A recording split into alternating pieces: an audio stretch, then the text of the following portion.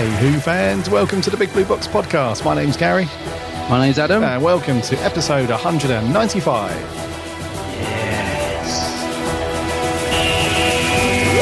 Have you ever thought what it's like to be wanderers in the fourth dimension? Nobody in the universe can do what we're doing. I've reversed the polarity of the neutron flow, so the TARDIS should be free of the force field now. There's no point in being grown up if you can't be childish sometimes. The trouble with time travel is, one never seems to find the time.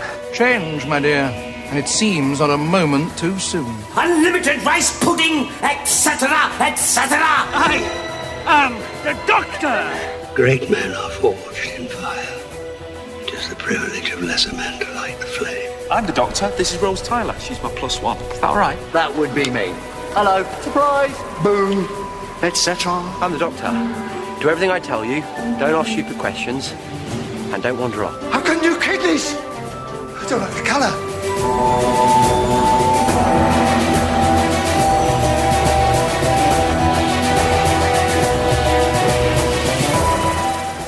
Howdy do, Who fans. Hope you've all had a cracking couple of weeks and that you've managed to do something Doctor Who related.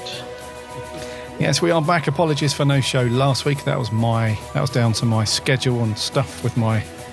You know, Adam, there are just times where the old day job just does my, Yeah. I know. Just life gets in the way sometimes of all the fun, all the good stuff. That's exactly it. Life gets in the way. I had a very busy week last week with work, so I wasn't around, so apologies for that. But we are back this week. Yeah. So thank you one and all for coming back and giving us a listen. Much appreciated. Waving to our long-term listeners, the grizzled ancients. Mm-hmm. And a big wave to our new listeners, whoever you are. Welcome aboard. Welcome aboard the TARDIS. The TARDIS. Yeah. So we've got loads to cover in this show. We have. It's jam-packed. Bit of a news recap. A few bits. Some merch. Some controversial conversation on a few of these bits. Twitter has been ablaze with... Oh, it's been on fire. All sorts. This week especially. Since last weekend. And then we're on to our review of the Satan Pit. Our conclusion to that cheeky 10th Doctor story. In the meantime... Toby. You will die. In the meantime... How have you been, my good friend? Yeah, I've been good, thanks, mates. Yes, not too bad at all. Been up to anything Who related? You doing your Tegan impression there, the TARDIS, reminded me that I have been really enjoying Tegan on Twitch. I've been watching because obviously Fifth Doctor era has just been and gone on Twitch, so I've been dipping into that. I watched a bit of Cash the Velva and stuff, and I watched Forward to Doomsday, which I remember when we reviewed it, you really liked that one, and it's never been one of my favourites, but I actually got quite into it watching it the other night on Twitch. I was quite enjoying it mainly because of Tegan. She's hilarious in it, and also Adric's just such a miserable brat in it. I was really finding it quite fun to watch. There's that bit where he says, "Sorry, could someone pass the sodium chloride, please?" And she's like, "Do you mean salt?" And it's just like, what is that line? I love it. Yeah. So yes, I've been watching a bit of Twitch and all that stuff. I've been blitzing through my Fourth Doctor season 12 Blu-ray set as well. Okay. The special features on that, I tell you what, that is a great set. Actually, to anyone that had any doubts and was saying like, but I've already got the DVDs. It's a cash grab from the BBC. I don't need to buy it. I've got to disagree because it's a really good set. The extras on it, they've really put some time into it. So I watched the new hour-long interview with Tom Baker where he's talking to Matthew Sweet. It's brilliant. I literally didn't want it to end. I honestly, I was sat there enjoying it so much, and at the end of it, they open a bottle of wine and start drinking. And as soon as he sort of opened the bottle and I knew the interview was coming to the end, I was like, oh no, don't go. It's a great interview. It's so good. And I've watched all the little behind the sofas features because there's one for each story. It's, Doctor Who meets Gogglebox basically. And again, Janet Fielding is hilarious on those. She really does make them. So yeah, I've been blitzing through that. Really enjoyed it. The only other thing really I've been doing is gearing up for LFCC, which we've got coming up Not this weekend, but next, isn't it? So end of the month. Yeah, I mean, unlike last year where I think I'd booked loads of photo shoots by now, for this one, there's some great guests, but because of the prices, I haven't sort of bought any yet. I've been really sort of holding back on buying the photo shoots this year because I've got to be so selective with who I actually buy because they're quite expensive this year. And they've really got some great guests, actually. You tweeted out last night, Doctor Who fans, it's a real treat for us because they've got loads of big Doctor Who guests this year.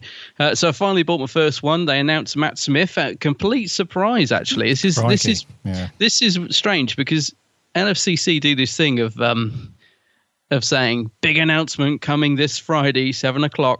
And then sometimes when they announce this, who it is, it's been a bit of a disappointment. It's kind of been like, well, who the hell's that? Hardly a big name. But last night, they just out of nowhere, they didn't say they're having a big announcement or anything, but they just announced Tom Baker and Matt Smith for LFCC. And I was just like, that's brilliant. Two massive Doctor Who. I mean, Matt Smith, I've wanted him to do a convention like forever. I mean, I just can't tell you how happy I was. In fact, I couldn't believe it when I was looking at my phone. I was like, is this real? Is it actually Matt Smith's going to be there? This is fantastic.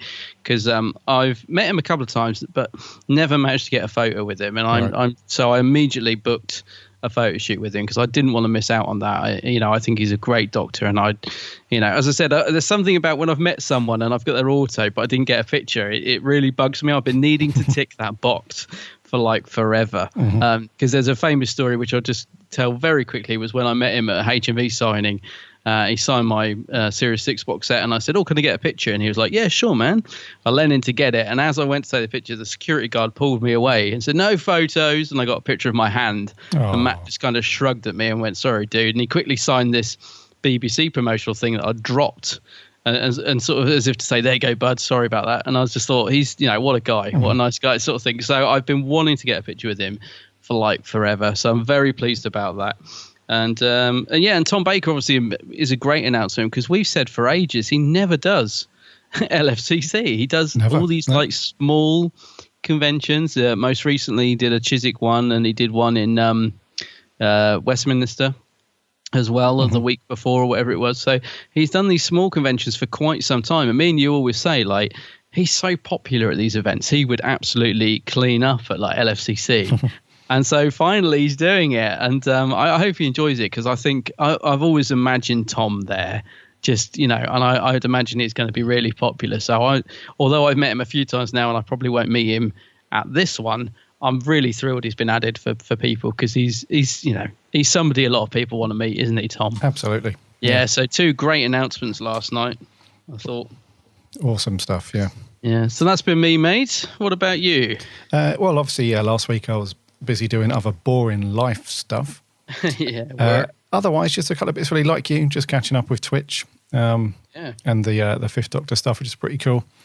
I did make use of the, I've been sort of umming and ahhing over the last couple of months about the Series 3 Steelbook Blu-ray. Oh, yeah. So made use of Amazon Prime Day yesterday and bagged that for 18 quid. How does that work, Amazon Prime Day? Like, do you have to sign up to something or is it just a special offer? I've never quite worked out. No, it's just special offers that run across. It's now it used to be a day. I think it's 2 days now. But I don't know, it's a bit funny, Amazon Prime, because on one hand, they have these big deals. On the other hand, it just feels like they're clearing out the warehouse a little bit. But they did have a couple of Doctor Who deals on. So, bagged the Series 3 Steelbook, which is good.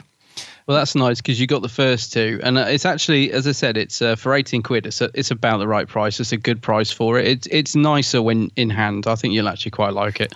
I hope so. Yeah, you will. And like you, mate, just trying to get LFCC sorted. I'm really tempted by Matt Smith. It's just out the blue because Showmasters, as we know, and many of you will probably know, that they normally, at times, either come across as real heroes or they shoot themselves in the foot because what they'll do is about 4 or 5 days out, they'll say, big announcement coming this Wednesday or Friday, whatever, don't they? And they sort of build the hype up on Twitter. And then it's like, and this person is. And everyone's either like, yay, this is going to be awesome. Or they're like, oh, that was what the hype was for, was it? Okay, then. But as you said, mate, just literally out the blue, just on their Twitter feed, it's like, oh, and by the way, Matt Smith's going to be there. Oh, and by the way, Tom's going to be there. It's like, what? I had to go on.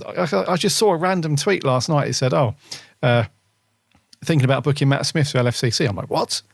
When did this happen? Because I was expecting, somebody as big as Matt Smith to be hyped up for days on end, but no, it was a nice, because we've complained for many a year, haven't we? That the two doctors that always seem to do the US conventions, which is David Tennant and Matt Smith. It's like, why don't they ever come over here and do, because potentially they live down the road. I know that David Tennant lives in London these days. He does, yeah. Has done for a few years, I think. I don't know where Matt Smith lives, but it's always strange to us. Like, why would you... And there's many reasons for it, I suppose. Maybe it's the money. Maybe they charge more over there or whatever. I don't know. But I'd go mad if they announced David Tennant. I'd just go crazy because he's the one he's probably top of my list because Matt's top of my list for a photo, but I've already met him. But Tennant, I've been in the same room as him, but not got to meet him. So I'd go mad if they announced Tennant. I'd absolutely love that. Yeah, it is. He's top of the list for me as well, mate. If they announce him, I think we'd all just lose our beep over that. Yeah. But the doctors, they've managed to get there this year, though, because you put that list up last night, didn't you, on amazing. Twitter? So we've got 4th, 6th, 8, 9, 11, and 12. And a pseudo first doctor because David Bradley's there. Oh, and David Bradley. Yeah. So, in terms of the doctors, they've done really well this year. Yeah. Imagine that if they did a group shot, it'd probably be about £10,000. But, but that's quite a lineup. It's amazing. Yeah, they did have McCoy as well, but he cancelled. Yeah. Well, he's off boating around the world, isn't he? So if they had McCoy there as well, it would just be it's amazing. I've not been to a convention before where they've had this many Who stars. No. In the same place. It's but yeah, if LFCC, I mean, I imagine that Matt Smith was a very last minute thing because they probably don't have time at the moment to start hyping things up because we're so close to the event. Yeah. So, but I imagine if it hadn't have been, if they'd have had him lined up alongside Eccleston and these other doctors, maybe a group shot might have been on the cards. It probably would have been about £500, but maybe it would have been there. Yeah, I see what you mean. Yeah. But no, it's going to be cool. I'm looking forward to LFCC. I've also, like I said, I'm in an iron on who to book. I think I'm settled on at least Noel Clarke and Ingrid Oliver. Oh, yes. I really want to meet those two and get a pick. But I am torn between Matt, mate. I will be honest with you. It's I'm not sure. And there's a couple of Star Wars peeps I want to meet as well. Ray Park's there and what's his face? Chewbacca. Have they got that blue elephant man that plays the keyboard in Return of the Jedi? Because he always seems to be on the list when I scroll through, and I like that elephant thing. Not that I'm going to meet him, but not this year. But I just like to know he's there. Yeah. Oh, he is there. He is there. Yeah. Simon Williamson. Yeah. I wish he'd sit instead of being in a regular booth. I wish he'd sit in his big round keyboard that he had in the film. That would be amazing. I've very disappointingly forgotten the name of Chewbacca. What's his name? Peter Mayhew. There you go. Yeah. As I said, what's his name? I remembered. Yeah. So I'm torn between him and Ray. There's just loads of guests there. It's going to be a good year. They've got the younger Chewbacca as well, haven't they? The one from Solo, and I think he did a few bits in whatever the other film was. He's sort of been Force doubling Awakens. for Peter Mayhew, hasn't he? But he was Chewbacca all the way through Solo, I think. So he's there as well. Yes, so you could get young Chewie and old Chewie. Ah, that's a lot. Yeah, Ari Decker, his name is. Yeah. They've also got Jeremy Bullock, Boba Fett. He's always there, isn't he? Yeah. He's always there. Yeah. And the new Darth Vader, Daniel Napruce. Oh right. So, is that from Rogue One? Rogue One. Yeah. Yeah. So it's going to be a very full-on LFCC this year, I think. It is, and they said the other night that Saturday they said it would sell out by the weekend. I haven't checked if it has actually, but Saturday's going to be rammed. Yeah. Absolutely rammed, isn't it? If they've sold out like they said they would, that's going to be busy. I think Sunday's going to be very busy as well because most of the people I know, all the Doctor Who stuff seems to be mainly happening on the Sunday. So I reckon a lot of people I know are going on the Sunday. That's going to be pretty mad, yeah. Oh, there's also David Duchovny as well. Forgot about him. Oh, yeah. I want to get him as well. Exactly. Yeah, the hype is real. Ah, dear. I want to believe you can afford his autograph. 85 quid or 70 for a photo. Yeah. Well, you're saying actually, just before we move off this, we were saying about Chris, weren't we? Chris Eccleston, because I'd absolutely love to get his photo, but as we know, he's like 80. What is he's 85 quid, isn't he, for a pic? Yeah. Which is a bit much, I thought at the time. But we were looking to see last night when I booked Matt Smith, who, by the way, has sold out already. I don't know if they'll add some more batches, but he's already. Oh, I think he's sold out, mate. Although you can get the shoot with the TARDIS. That's still the TARDIS. For an extra get on there quick. Yeah, it's an extra tenner. So that's still there. But I think they might add a couple more batches anyway. But we were saying with Chris, I think if he'd have just been slightly cheaper, because he's got loads of batches left. He's got like 20 odd batches, isn't he? And he's on like batch 9, I think. He's got loads left. Yeah. And I think because of the price, and I think if he'd have been around 65 like Capaldi, I think he'd have sold a hell of a lot more. I think he'd have might have even nearly sold out by now. But I think being that closer to sort of 90, 100, I think people like me who would normally just say, let's do it. Are thinking twice because it's just that little bit too high. And so in a way, I'm glad because I'm thinking, well, at least he's got loads of batches left if I do decide to push the boat out. But it is surprising, really, for somebody like that a lot of people would go mad to meet when he was announced. I think the price is perhaps he's just outpriced himself a little bit. Yeah. Do you know what, mate? Just lastly, before we move on, I think they're going to have to look at a new venue at some point because the Olympia, where is it? It's it's still at the Olympia 2, is it? Or just the Olympia? Olympia. The Olympia at Hammersmith, yeah. Although it's a cool place, it is starting to feel really, especially on the days where it's sold out. And the sort of logistics around getting to photo shoots and all that stuff. Yeah. I think if they're going to start pulling in these big guests, because remember, they have got some huge people there this year. Yes. Like David Duchovny, Jason Momoa, Megan Fox, Val Kilmer. So many people. If they're going to get these big stars in, I think they're going to have to look at a bigger place. It's a shame that they can't get the XL. I think, isn't the MCM convention doesn't they hold the rights to have a convention there, but I'll do that, because I've never done MCM, but something like that, but I think they have to look at somewhere slightly bigger. I think so, mate, because I'll be honest with you, as tempted as I was to get Saturday, as soon as they said it was going to sell out last weekend, it immediately put me off because I was thinking, God, it was busy. It was so busy last Saturday, last year, I mean. And I was thinking, I just don't know if I can cope with that. But I think Sunday's going to be as busy, actually. It's just one of those things. Like you said, they've kind of outgrown that venue. So I agree with you. It'd be good if they moved, to somewhere a bit bigger. Yeah. And if the weather's going to be baking like it is at the minute, it's going to be... lovely. Get those shorts on. Get them on. Right, that's it. Shall we land it and do some news? Yeah.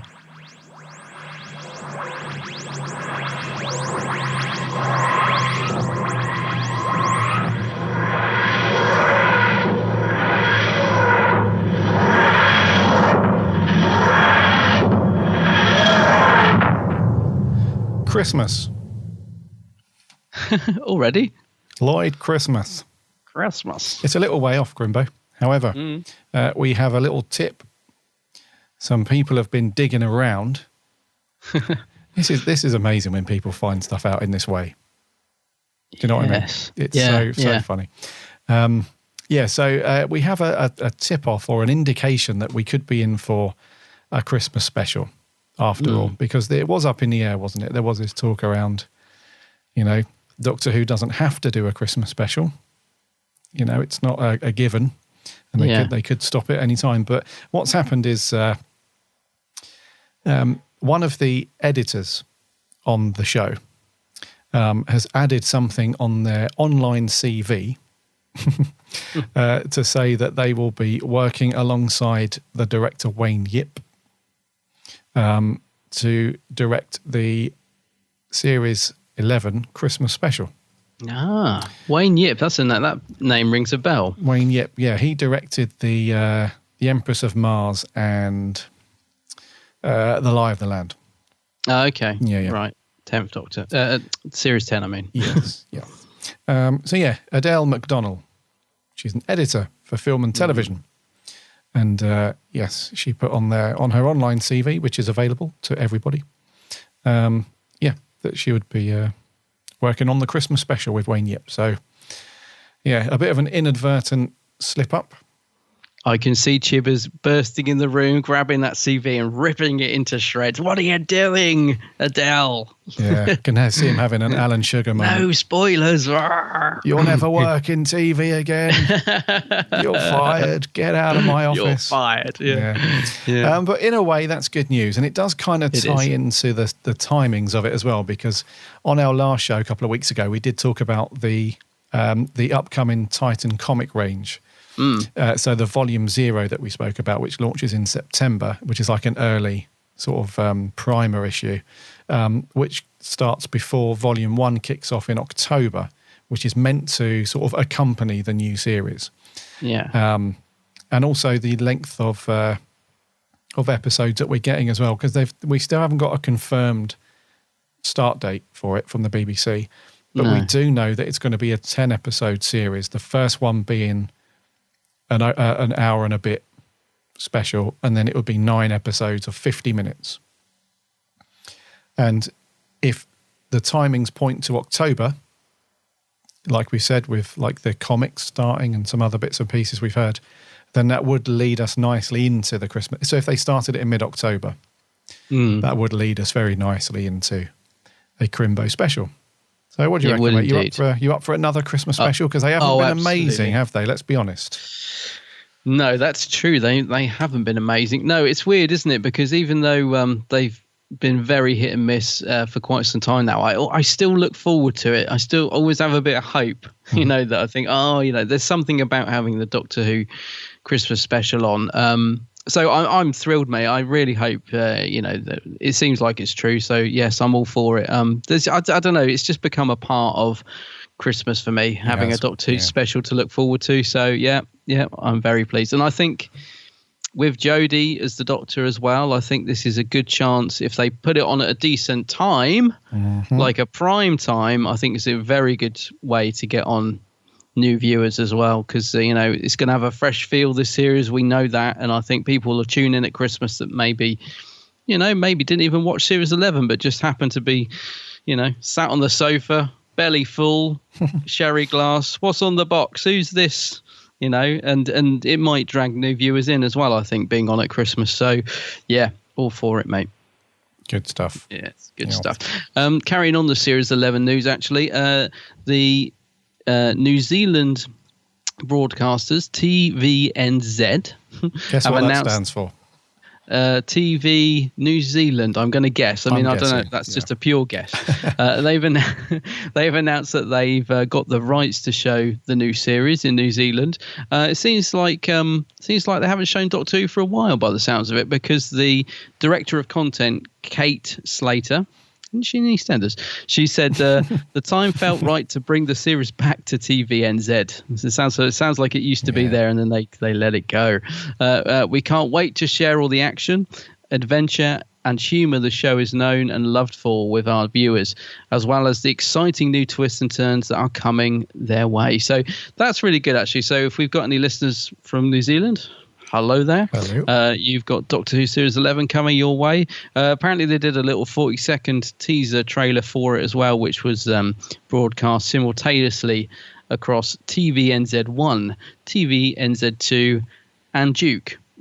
Wherever that is. Presumably that's all the channels that they run. So that's very cool. So it's nice to see it's getting a bit of promotion over in New Zealand, and it's on its way over to you guys. Yes. Just lastly on this one, as Adam said, if we do have any listeners from New Zealand, it will go out the same week that it does here in the UK. So you won't be too far behind. It sounds like it might be a day or two, but it will be streamed via on demand.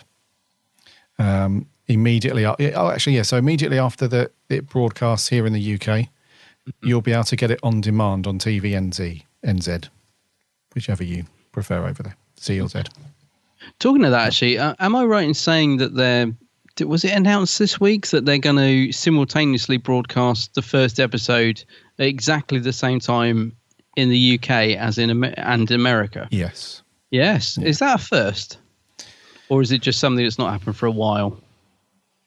because that's quite cool, isn't it? I don't know what time that means it goes out in America, because they're 8 hours ahead, are they?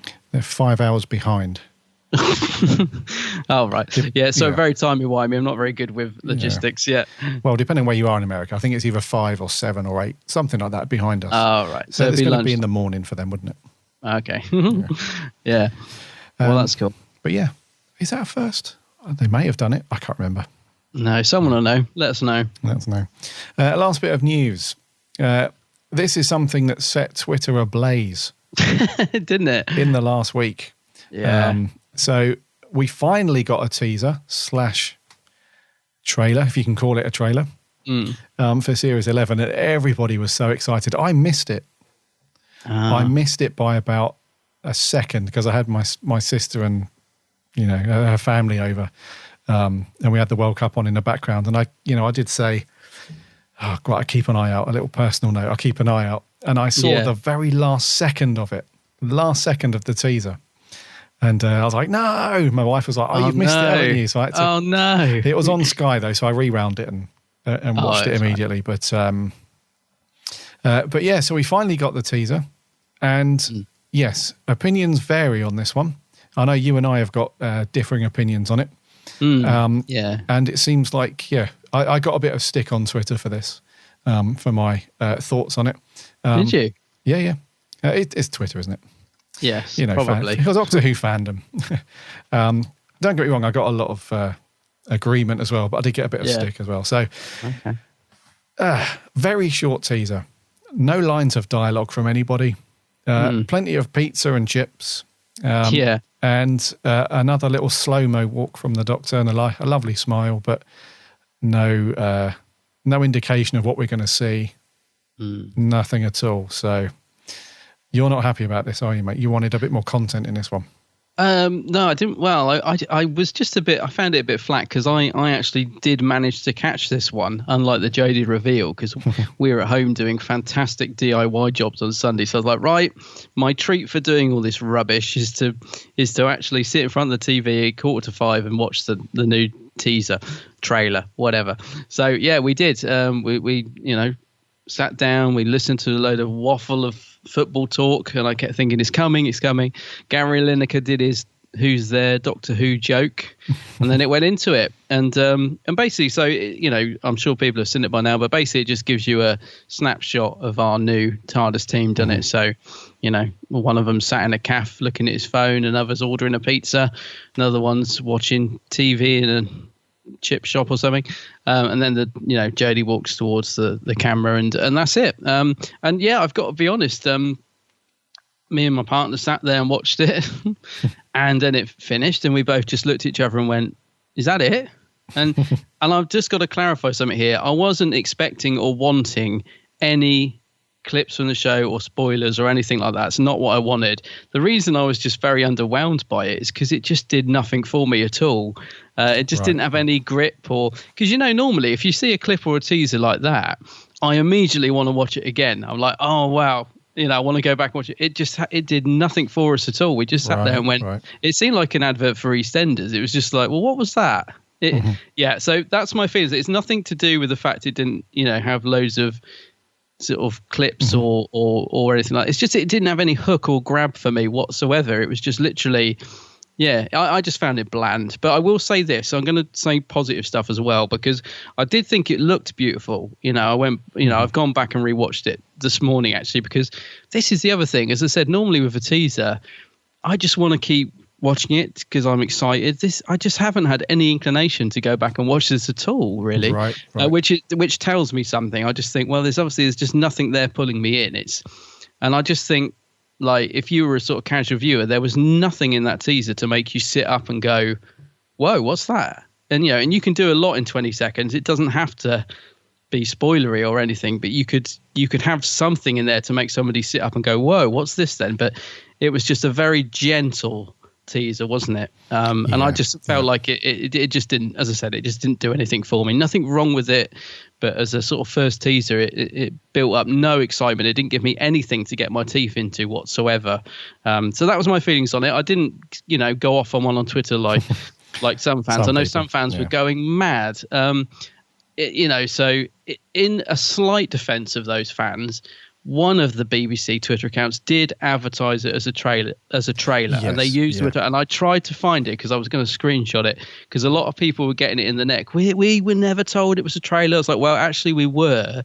I think it was BBC One, and they may have deleted it because I couldn't find it. But anyway, either way, nothing wrong with the teaser in terms of the way it looked and whatever. But just personally for me, mate, it did nothing to build any excitement. In fact, if anything, it sort of deflated me a little bit because I just sort of thought, it just had no impact for me personally. But yeah, so that's my thoughts on it. Nothing, as I said, it's nothing wrong with it. It looked nice and all that, but just a bit. Yeah, I was just like, is that it? Yeah. But what did you think anyway? Did it grab you?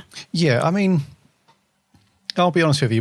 The words that came out of my mouth as soon as it finished was exactly the same as yours. I turned to my wife and said, "Oh, is that it?" Yeah. I thought, wow, that's very short.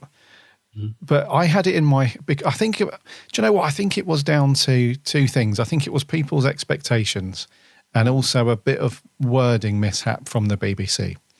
Yeah. So I've got a screenshot of that tweet from the BBC. Oh, you have? So I didn't imagine it. Good. Yeah, I've got it right here in front of me. So the screenshot from the BBC One, it's not the BBC Doctor Who account, but for the channel, the BBC One channel Twitter account. And it says, the World Cup may not be coming home, but the TARDIS is on its way, blah, blah, blah. And it says, the universe is calling. Now, this is where it gets confusing because it says the universe is calling in this teaser with the official trailer to be released on Sunday. Right. Okay. So it says, the first part is the teaser because they did release a little teaser and it's basically just the logo with a lot more sort of fire effect on it and stuff. Oh, that's right. Remember that one they put out? Yeah, that's nice, yeah. And then it said the official trailer to be released on Sunday. So they did kind of say, their wording suggests that the little ident that they put out with the fire logo in the circle, that was the teaser, and we were getting a proper trailer on Sunday, which turned out to obviously be not the case. It seems like we've got a teaser and then teaser 2.0, on the Sunday. So my thoughts on it are thus.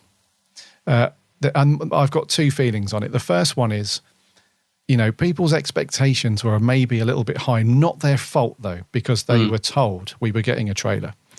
But you and I have been fans of sci-fi in general for many years. And sometimes it goes against your sort of experience if you go into everything with like, oh, my God, this is going to be amazing. If you do that, you're just setting yourself up for, a bit of a fall. Not fall. So, and I feel like in a way it's just, fans that were taking it in a way of, oh, I'm disappointed about that. That's fine.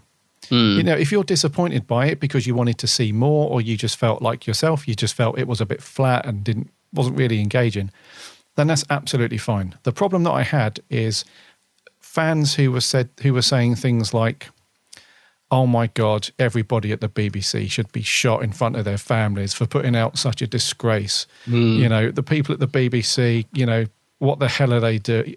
When you get really crappy with it and you start getting really offensive and stuff over and this is where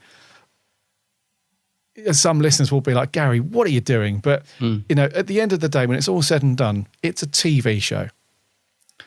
And yes, it means a lot to us, obviously. It's a big part of our lives. But at the end of the day, it's a TV show. Just calm down. Yeah. Let's just, we've been down this road a few times, but, Star Wars has been through it, Yeah. People throwing toys out of the pram. That's the thing. I'll openly admit I was probably expecting too much myself. I think I was so hyped for seeing our first teaser on Sunday. I was very excited about it. So I guess in a way it was almost inevitable that I was disappointed by what we got. I suppose the other thing that I would remind myself is that actually we're still a few months away from a TV show, and a few people have said this, and obviously at the time I didn't think this because I was still like, oh God, is that it? And I was in that mode. But now I've had time to simmer down and think about it. It's been pointed out that what other show gets a teaser trailer this far in advance. So in a way, you know, I've got to backtrack a little bit and just be grateful actually that we got this teaser, because that's very true. We're still months away from it actually airing. So just to even get this, I suppose, is a good thing. And, you know, obviously I didn't think that at the time because I'm not thinking along those lines. But, you know, backtracking a little bit and just putting everything into perspective. And the other thing, of course, is that not LFCC. What's it called? San Diego.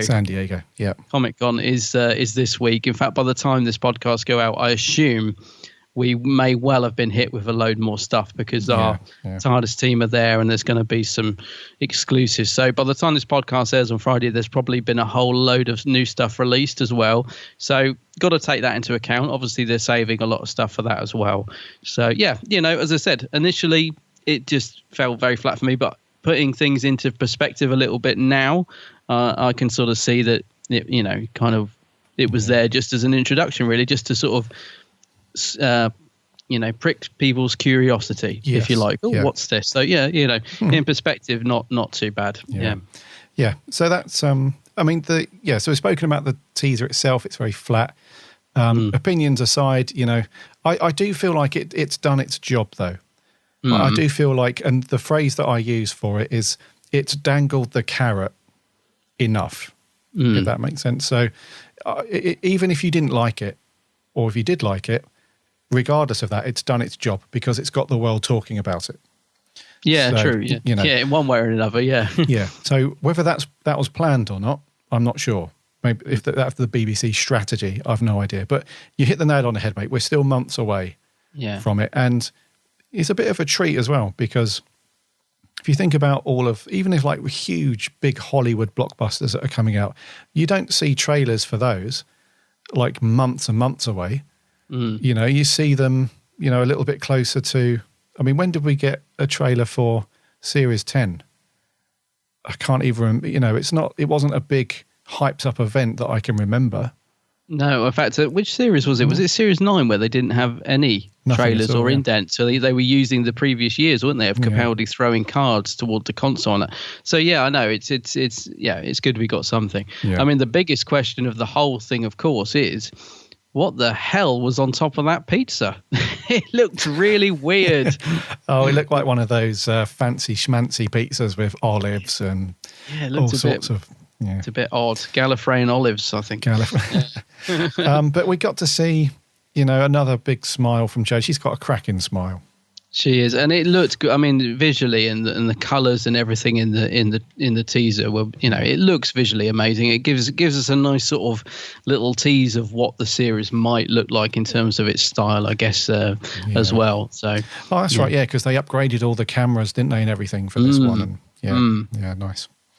So even if you didn't like the teaser or you liked it, whatever, at least we're all talking about Who, which is good. But it's just keeping it civil, because Star Wars is going through exactly the same thing with The Last Jedi. Know. Yeah, it's awful. So we just got to stay cool and not be beeps to each other. And it's really ramping up as well. As you said, we're still a few months away. Series 11's really ramped up in the last couple of weeks. You think about 2, maybe 3 podcasts back, we were saying about tumbleweed rolling through the TARDIS newsroom, and now it's really kicking into gear, and we're still a few months away. So it is exciting times. It is. Yeah. And hopefully we'll get a trailer out of San Diego Comic-Con this weekend. I think so. Yeah. Anyways, now that we've landed the TARDIS and done some news, should we get old Grumpy in? Oh yeah, get him in.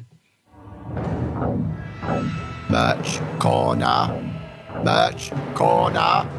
Merch corner. I don't know whether to be impressed or disgusted. It's a bit rubbish, but it's pretty. It's very pretty. Those guys over at Candy Jar. They can't still be working so hard, knocking out another Brigadier book. Another Brig book. Yeah, what's this one then? So this one isn't a fiction title that we've seen in all the ranges that they've done so far. This is a non-fiction installment, and it's just titled The Brigadier, 50 Years of Lethbridge-Stewart. Oh, cool. And this is up for pre-order at the moment over at Candy Jar. So if you go over to the Candy Jar store, which is slightly different. If you just go to the Candy Jar website, if you just do a search for Candy Jar books, you'll see a little ad for it on there. Or if you want to go to their store, which is freewebstore.org/candy-jar-store, you'll see it on there. It is up for £8.99. And a little bit of spiel on this one. And so they acquired the rights to the Brig back in 2014, and they've put out a load of really good books. They've essentially taken some of the storylines that we saw in the show back in sort of Troughton's era and some other eras, and they fleshed out additional stories around those and around the Brig to sort of bring his character really in a lot of detail in some of those books. And they've done that for a few years now, since 2014. And I think they've published, it says over 20 books, 20 fiction stories. And they've got more titles being worked on at the moment. But given the enthusiastic response from fans all over the world, it's fair to say that the series has met a long unfulfilled demand. So hence the 50th anniversary book. And it says, the Brig is one of Doctor Who's, so this is Sean Russell, who's head of publishing at Candy Jar. He says, the Brig is one of Doctor Who's most beloved characters, yet over the years he became increasingly sidelined in the Doctor Who universe. We thought the character had a lot of untapped potential, so we took a punt and started exploring his origins with the aim of telling the story of what he was up to in the years between the introduction in the Web of Fear and the formation of units in the Invasion. From the feedback we received from the fans, it seems this was a story they were waiting to be told. And then our good friend, Mr. Andy Frankham Allen, goes on to say, fan speculation, theories and fiction is what kept Doctor Who alive in the 16 years that it was off television. And the engagement of the fans still makes the series special. Doctor Who isn't just a show, it's a community. And it's a community that loves nothing more than to explore the Doctor universe together. We take our roles as the custodians of the Brigadier seriously. That's why our stories reveal the continuity of the show. But we thought there was one thing missing from our range, and that was exploring just who the Brigadier is. Goes on to say, we thought a book that collected his continuity in one place, that explored his motivations, his effect on the universe, and his relationship with other pivotal figures was something that the fans would love. This has never been done, and it's long overdue, but we couldn't just explore our own range. We had to look at the character as a whole. So it sounds like a real in-depth book, not because, like I said, some of the other books are around stories around the timeline of what I just mentioned, and it goes off on a tangent in a lot of places that reveals supporting characters to the Brig, because the Brig is the star of the show. So it looks at monsters and characters all around his timeline and his stories. But this book is solely on the Brig. No other... Well, I assume they'll mention other monsters and other characters, but a story solely about the Brig. Yeah, and I mean, the Brigadier is such a good character anyway. It's nice to have a sort of a celebration of 50 years of him, I think. Also, I'm quite intrigued because there's, amongst all the other stuff in this book, there's an interview with John Levine as well, who's talking about his experiences of shooting what he calls the Doctor Who's Golden Era. So that would be pretty cool as well. That's an exclusive interview with John Levine. So he's always an interesting chap in one way or another, isn't he, Mr. Levine? Yes. So that does sound good. Yeah, $8.99 as well. Not a bad price. Not a bad price at all. Yeah. Right, going back to our new Doctor, there's been a load of 13th Doctor figures suddenly announced. Again, a bit like the Matt Smith announcement, just suddenly came out of nowhere, all together, all at once. There's a new Titan figure of the 13th Doctor, which is an SDCC exclusive. So these... they do them for the Comic-Con, and then as soon as the Comic-Con's over, they, become readily available. So there's a Titan figure. Is it a large one? Yeah, 6.5, I assume. It's one of the bigger ones, isn't it? It's not one of the tiny yet. So, we've got a Funko Pop figure of the 13th Doctor. We've got a 10-inch... Are we calling it a doll? Is that the official? Because I don't want to be, I don't want to be incorrect at this stage. I mean, it's a figure. let's call it a figure then. 10-inch figure, a bit like a sort of what you might class as an action man figure of the 13th Doctor. We've got something which I hadn't heard of, but apparently is really popular. So this is obviously passed me by, but a rock candy version of the 13th Doctor. So I don't know, that didn't mean anything to me, but we've got that.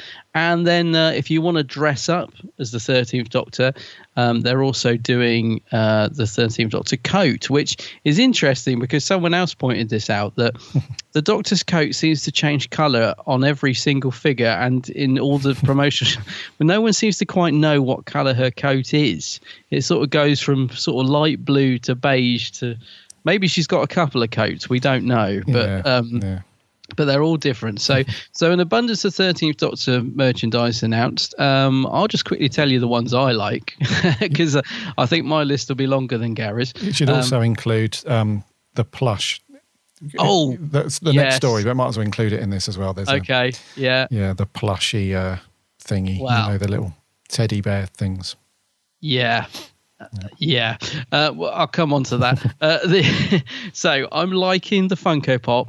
Absolutely loving the Funko Pop. Actually, I think that really suits the 13th Doctor. That one, I think that's an exclusive, but of course it will become available. But I don't know if that's going to be a variant. I've got a feeling perhaps the regular version will have a Sonic or something, because I'm trying to work out what's going to be different about that from the regular version, because that looks perfect to me. It's just the Doctor in their outfit, and it looks great. The rock candy, I'm not too sure about. As I said, I think that's a bit of a thing. People are going mad over the 10-inch figure. It doesn't do anything for me, I'm afraid. I don't know why, but I'm just not. Yeah, that's not grabbing me.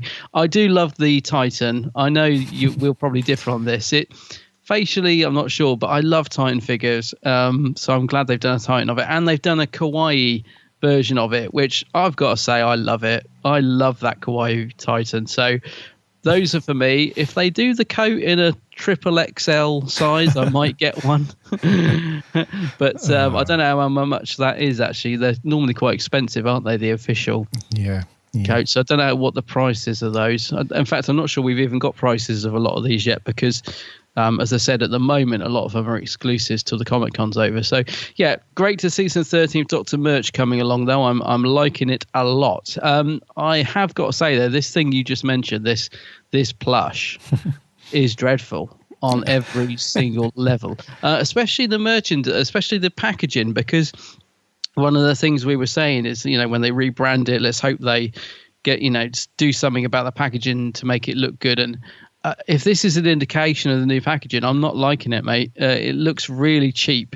It's just blue with the new logo, and to me it looks awful, actually. And the plush is awful as well. Bizarrely, it comes with a fantastic TARDIS coaster, though.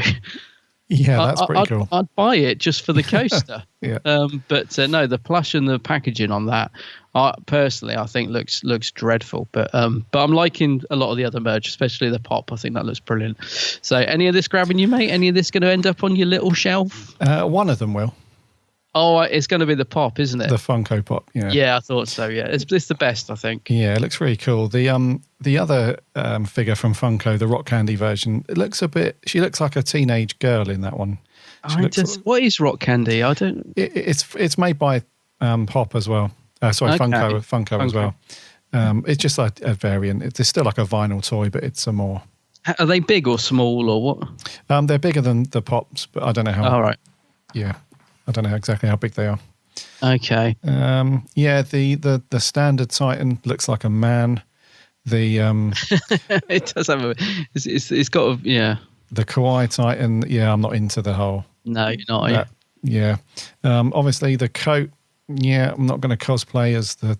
I've struggled to get a cosplay uniform together, and I'm torn between Captain Jack and the 5th Doctor at the minute, and I can't even get that sorted out. So I'm definitely not going to cosplay as the 13th Doctor.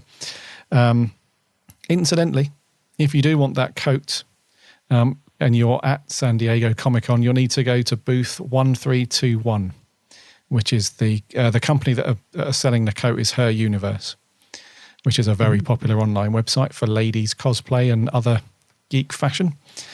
So their booth is 1321 if you want if you want the Does it have a price? No, not yet. Oh, okay.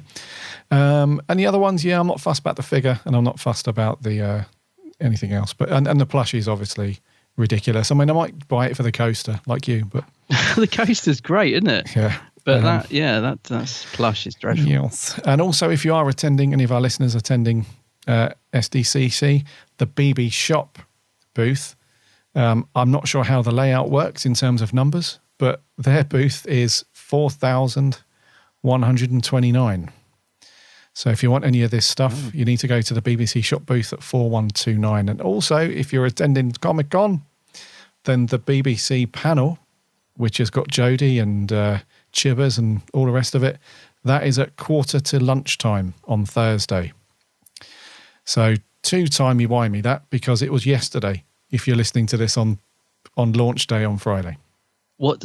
Say again, what time is that? So it's redundant our now. Time. Because our time, let's have a look. So only because I might have the house to myself tomorrow and I'm going to make sure I'm there in front of the computer. Yeah, this is very timey-wimey because anyone that's listening to this on Friday... It'll all be over. It'll all be over, but it's on Thursday the 19th. It's 11:45 Pacific time. Right. And that equates to roughly, what are we, GMT? Yeah. Whatever it is. That'll be 6:45 in the evening, UK time. Right. Yes. Okay. So, yeah, you guys would have hopefully seen it by now. But that's the dealio with all the San Diego official merch and all that stuff. Moving on, we have some interesting releases for our US fans and listeners over in the Region 1 area. So the first one is Twice Upon a Time, the most recent Crimbos. It was the Christmas special, wasn't it? It was, yeah. Twice Upon a Time is getting a 4K Ultra HD release over on Region 1 in the US. And I think one of the a few people have asked the BBC if this is getting a UK release. And the BBC has said, yes, we are planning to release this, but we're not telling you when, so they don't know. So I have no idea when this is coming to us, but it's the very first step for Doctor Who going into 4K land. And yes, so anyone that owns a 4K TV or a 4K Blu-ray player, whatever, will be able to enjoy this. The actual disc itself, the actual episode 4K disc will be region free because 4K discs don't have a region. But I assume if there's any special features in the package, which will be on Blu-ray or DVD, they will be locked to region 1. That's interesting to know because I didn't know that. So this is a strange one, isn't it? Why would this be upscaled to 4K? Because the only thing that's even tempting about this is the fact, and this is probably just a complete no, but the running time on it is really strange. So people are wondering if it's like an extended version or something because, you know, as we know, they filmed a lot of stuff with the Cybermen at the start, you know, reenacting the 10th planet, which was never used. And it wasn't even included as in the special features. So we're wondering if this is like an extended version or something. I don't think it will be, personally. I think they'll just upscale it and bung it on a 4K disc. But yeah, I don't know. It wasn't filmed in 4K or anything, was it? So I don't believe so. I don't think so. But it depends on what it was filmed on. Yeah, that's what I mean. So yeah. So if it was filmed on film, then it could be rescanned in at 4K very easily, right? And that sort of thing. But if it was filmed digitally at a certain resolution, so if it was filmed in 2K, which most things are these days for TV and stuff, if it's not specifically being filmed in 4K, then it would be just an upscale. That's why I'm thinking it is. Yeah. So we'll have to get some more details on it, but it is to sort of dipping their toe in the water with 4K. So let's have you got a 4K TV? I have. You have? Yes. Oh. So I'll need to get some more details on it first and wait for the official confirmation of a UK release. I certainly won't order it as an import if it's just an upscale. No. Because my TV and my player already do a decent job of upscaling Blu-rays, so there won't be any advantage to that. But we'll see. We'll see. They're a funny old beast, the BBC, aren't they? I mean, they put out classics like An Adventure in Space and Time that was filmed in HD on DVD only, and don't give it a Blu-ray release, and then they go and bung out stuff like this on 4K, and I don't know who makes these decisions, but anyway, there it is. Okay, talking of, sorry, mate. There's also the date, which is the end of September. If you are going to order it you can order it from Amazon.com as an import. On the 25th of September, so not too long, but yeah, don't know. All right, we'll await the reviews of that one then. And lastly, in the merch section, talking of re-releases, the first sort of few years of Doctor Who are being re-released on DVD in the US, so Region 1, with some new covers. Now, they've bunged together Christopher Eccleston's first series with all of David Tennant's, and then you can get the whole Matt Smith era and then the whole Capaldi era. Is that right? That's how they've done it, isn't it? Yep. Yeah. So, and the covers on these, they kind of all link up, if you like. So they've sort of got all the, corresponding Doctors on the front of each box set, and then you put the three covers together and it all makes one nice long picture. I guess it's just part of the whole, fresh start of Doctor Who, and anybody who hasn't already seen, these stories might want to get them as complete sets. So I get why they're doing it. Just a quick word on the packaging, the artwork. When I initially saw it at first, I thought, oh, that looks nice. And then, I don't know, the more you look at it, the more it falls apart, because there's these all annoying little things like the wrong TARDIS for Matt Smith's cover. And I think they've put it on the Capaldi one as well, actually, looking at it. So I don't know. I don't think you're not a fan of this artwork, are you? Not at all, no. I think this looks dreadful. No, it's an odd one. But more so than that, I just don't see the point in releasing these other than just making money.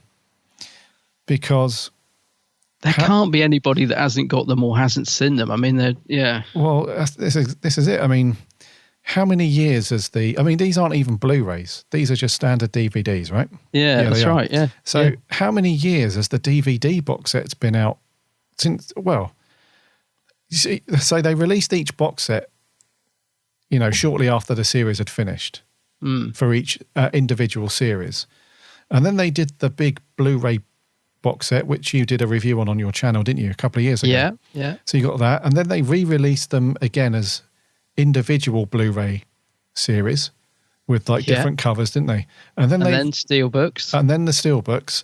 But also each DVD's release for each individual series has got multiple releases as well. Because you, just as an example, you've got Chris Eccleston's series, which had a really cool.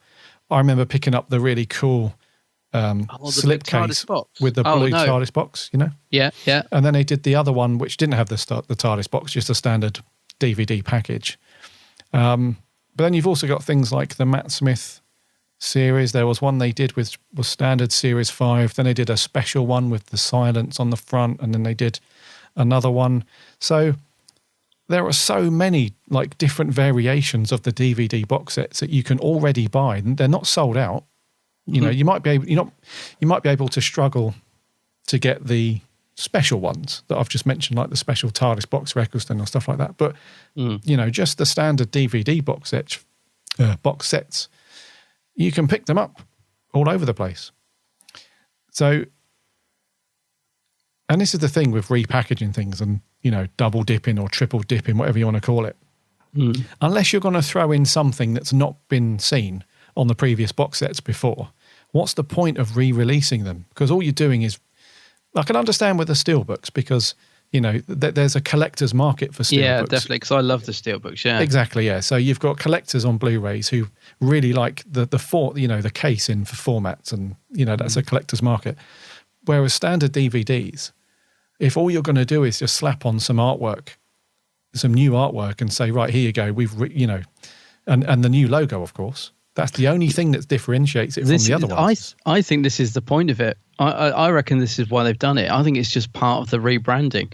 They're probably deleting or discontinuing all the other sets, and so that everything's uniform, because it's, like you said, it's got the new logo. It kind of fits in with the, I think that's what it's all about. It's just about rebranding it. Yeah, that's all it is, isn't it? Like, I think you nailed it there.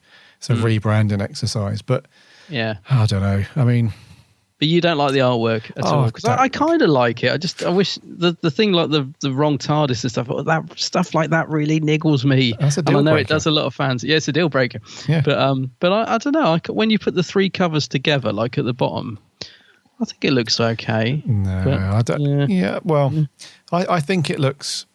To me, the art direction doesn't fit with these particular series. Because they've grouped them all together to do this really wide image. When you group them all together, they've kind of gone down this very sort of electric neon 80s Guardians of the Galaxy kind of feel to it, and that doesn't really suit that to me. And I've got other issues as well.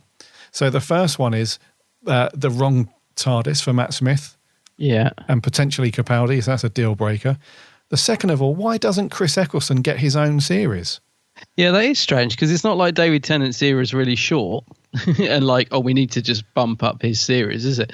Because he's got the specials as well and all that. So yeah, that is odd. It is odd. But then maybe it's because Chris's is so short. I don't know. Is it? Yeah, it's a strange choice.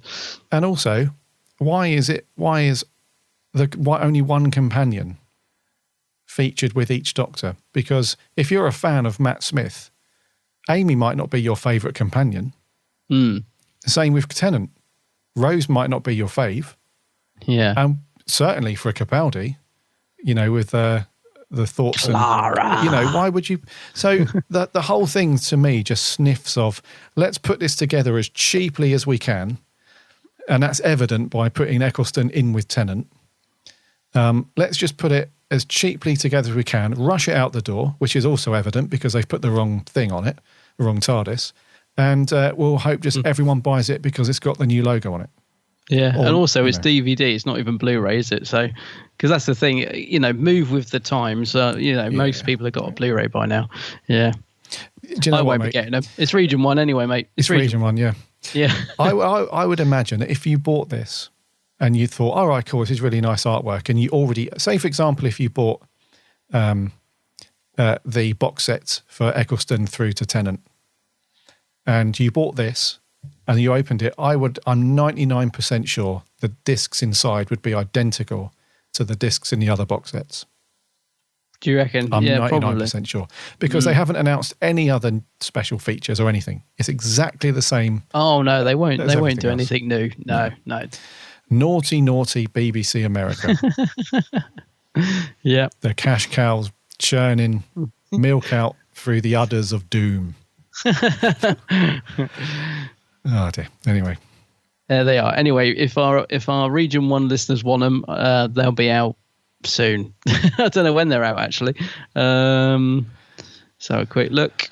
October. Oh, October. See, what a coincidence. October again. Yeah. Blimey, they're not even cheap. I was going to say they'll probably be budget because they've been reissued so many times. Surely, I was expecting these to be.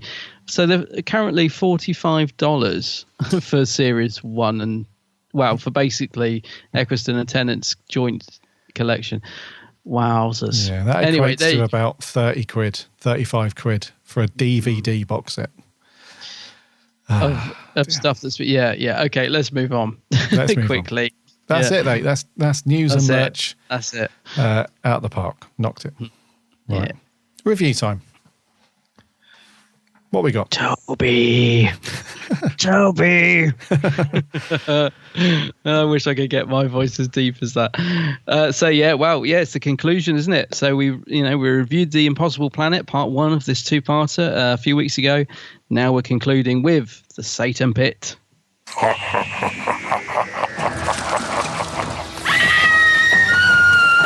The valiant child who will die in battle so very soon. Doctor, can you hear me? Dr. Ida, you there? Daddy, turn right. It's the Ute. They've gone mad. That thing is playing on very basic fears. The rifle snapped!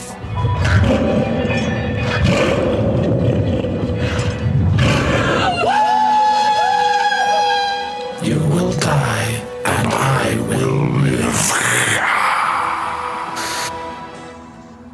He's gone. Gabriel Wolfe, eh?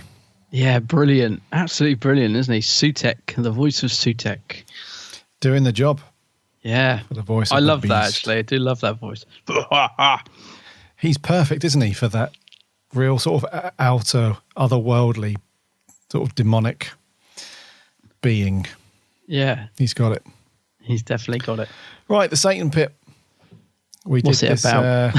What's it about? Did this a few weeks ago, the first part, its conclusion. This was out on the 10th of June 2006. As part of Series 2, it was written by Matt Jones, directed by James Strong, and obviously stars David Tennant and Billy Piper, with a fairly decent supporting cast. And the Ood. I love an Ood. Well, yeah, gotta love an Ood. We do love an Ood, don't we?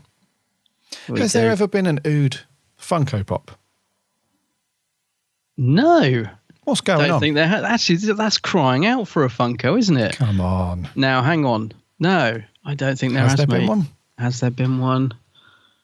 No, because we always worry when we say no, there definitely hasn't, and then somebody says yes, there is. No, I don't think there has, mate. But that's crying out for a Funko. Funko Pop. No, there hasn't. No. Come on, Funko. I've just thought of that as we've spoken about the Ood. Yeah, it's given us a Blimmin' River song one, of course, but no Ood. This is unacceptable. Yeah, that would be a great Funko Pop. That would be. Yeah. Anyway, they did the Silence one, didn't they? That was quite. That worked well. That was all right. Anyways, the Satan Pit picks up where we left off from the Impossible Planet, with the Doctor and Ida have gone down to the big chambery thing, and they're sat outside the entrance to the sort of chasm that goes down to where the beast is located.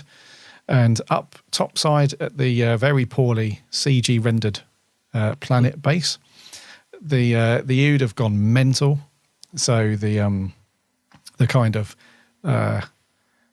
spirit, if you like, of the beast has invaded the Ood's mind and has turned them sort of rabid, and they're after the crew. So they're trying to escape the Ood and not kill them, but, sort of shut them down, reduce the threat. They're locked in, tunnels. It's a lot of tunnels and crawling through. It's very Alien-esque. And the whole time. So in this episode, my feeling was that sort of Rose takes a sort of lead role while the Doctor is off doing his very deep conversational thing with Ida. So this story really branches off. It really does become a story of two parts in a way, because you have the Doctor and Ida who are down investigating what's going on down at the centre of the planet, I think it is, 10 miles down, having very deep conversations about sort of belief systems and scientific morale and all that stuff. And then up top side, it's all kicking off, going nuts. Rose is sort of rallying the troops together, getting it sorted out. And then it all sort of climatizes with, their escape plan. They're trying to get away. The rocket, seems to be getting away, but the Doctor, in a weird way, sort of defeats the beast, if you like, finds his TARDIS, rescues them, takes them away from the black hole, and there we go. The Satan Pit, mate. You enjoyed the first one. What did we give the first one? A 7.5, I think. Both of us, 7.5. Yeah, I enjoyed the first part. What do you reckon to this one, then? I enjoyed this as well, actually. I thought it was a good conclusion. Bizarrely, because I like the fact, like you just said, we've got sort of two halves, really. We've got all the stuff kicking off on the station, and it's all action, running around, shooting, shouting. And then you've got the very quiet contemplation of the Doctor and Ida, So I really like the contrast of the episode where we flick from that to the Doctor and Ida. So overall, I thought it was good. It's a little bit too much sort of running around. It did feel slightly padded, sort of in the middle, but overall I thought it was good. If I had a minor criticism about it, it would probably be that it does get wrapped up very quickly and a bit too conveniently, but at the end of the day, you've got to wrap a story up. So, but overall, I thought it was a decent conclusion, actually. I think I could quite happily watch the 2 episodes together back to back and not be bored. I thought it had quite a good stuff going on in it. I enjoyed it, mate. I thought it was good. Cool. Cool. I also thought it was very good. Yeah? Yes. As usual, you and I are on the same page with things. I thought it was a little bit dry in the middle. Yeah. Yeah, I thought the middle sort of... it felt a bit drawn out for what was actually happening. It did. It felt a little bit like they were doing sort of retreading stuff, going through the same stuff a bit. Yeah. Yes. However, I thought that the scenes, it's really nice when you see the Doctor taken out of sort of the what's going on in the bulk of the story. Mm-hmm. Because he's kind of got half an ear on what's going on up on the surface while the communications are up anyway. He's trying to keep them sort of settled and trying to keep them calm. Because there's that scene where the Beast is talking through the comm system and, it sort of freaks them all out. And it's the Doctor's job, because Rose is freaked out as well because she's been told she's going to die pretty soon. Yeah. So they're all freaking out and it's the Doctor's job to sort of keep them all together. And, and then he's kind of got half an ear on what's going on, but he's really, really into having this conversation with Ida, isn't it? Because she seems to be on the same wavelength as the Doctor, and he's kind of in awe at the humans. Sort of, they can't ignore adventure. He's really likes the fact that there's a big, huge hole in the ground, and they know that they shouldn't go down there. But there's this voice in your head that says, "Go down there, have a look." So he's kind of on the same wavelength because Ida's very much like, let's go down there. We're going to die anyway because the cable breaks, doesn't it? Yeah. And they're stranded down there. So she's like, we're going to die anyway. Let's just go for it. And the Doctor's like, on this occasion, no. And he backs off. But then he's, there's that to-ing and throwing between the both of them. So they're really connected in a way about what's going on. I particularly love that scene, actually, because I think the scenes between the Doctor and Ida are really nice. They're very sort of gentle and, like you said, thought-provoking, and just Tennant's so fantastic in those scenes. Like when he's, like you said, when he's sort of he's got the cable, when he's sort of hanging over the edge saying, should we, shouldn't he? I'm right. I love this feeling of being right on the edge. And then he just, right at the last second says, no, we shouldn't. And, it's a really good stuff coming out, and nice dialogue as well. Ida, Claire Rushbrook, really stood out in this story for me. She works incredibly well with David Tennant in those scenes. Like, the sort of acting performance from both of them actually is brilliant in those bits. So, yeah, I love that. And, of course, the whole time you're sort of thinking, you kind of know they're going to go down there at some point. So when the Doctor does get lowered down, and eventually does go down to find the Beast, I think the payoff is really good. It's funny because you mentioned the CGI base and all that. It's weird because this episode in places looks so brilliant when they keep things simple. Like, for example, when the Doctor's lowered down, it's just literally blackness apart from him. Yeah. And it's, it's such a simple image, but it looks fantastic on screen. So much better than when they try and use loads of CGI to do the base and stuff. And, like the cave looks good and all that. But yeah, unfortunately, I do think the budget shows slightly on this one. I mean, those tunnels, the air vents that they have to run through, they're literally falling apart almost, aren't they? They look really flimsy when they're running through. I sort of felt a little bit for the actors having to sort of work with that. But no, I thought overall it was a really cool story. Yeah. It's I mean, aside from the middle bit being a bit, it wasn't slow. I think that's the wrong word because, a lot of stuff was still happening. It just seemed like they were taking a long time to do stuff. Because I think when they said, right, who was it, the character's name who's sort of in charge of the Ood almost? what's his name? Is it Danny? Danny, yep. He finds a way to sort of close the Ood down. And I think it's from that point on that they take such a long time to, get through the other end of the base, because they concoct this kind of filler story aspect of it, like a mechanism to drag this bit out where they can't get to the other end of the base directly, so they have to go through the air vents, but the air vents haven't got any oxygen, so it's down to Zach, the captain, who's in the control room to sort of make sure there's air in those sections of the tunnels before they can move on to the next one. And then they've got the Ood chasing them through the tunnels. So in a way it's kind of cool because it's very Alien, running through the air vents, and there's one of them who's behind with the rifle, and it's almost a carbon copy of Alien in some aspects, but it does a decent job of building the suspense, but it just goes on for a bit long.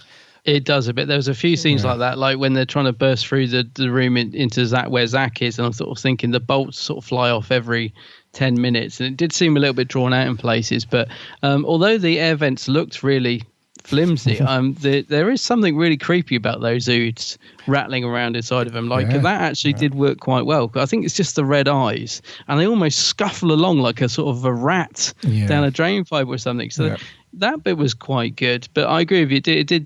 It just felt like they were sort of doing the same thing over and over again and not actually getting there quick enough at times. But But I think that's just a culprit, or a result of having the scenes with the Doctor and Ida, which were very quiet. And I love those bits. I think it's having to match those scenes.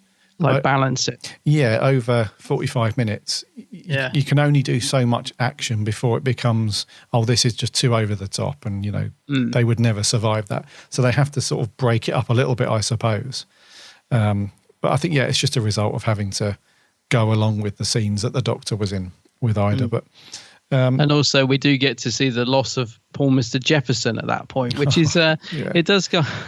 I mean, it almost seems like he almost makes it to that door. I shouldn't laugh, but no, I must admit, it's always, I mean, I thought he was quite a good character, actually, so I was sad to see him killed off, and it is done in quite a good way, I think, because he basically says, I'd cut the air off because I'd rather die that way than be killed by an Ood. So he kind of, makes the decision on how he wants to go. But I thought that added to it, because as I said, it was getting a little bit repetitive before that, and then it does sort of bring it down again, which is good.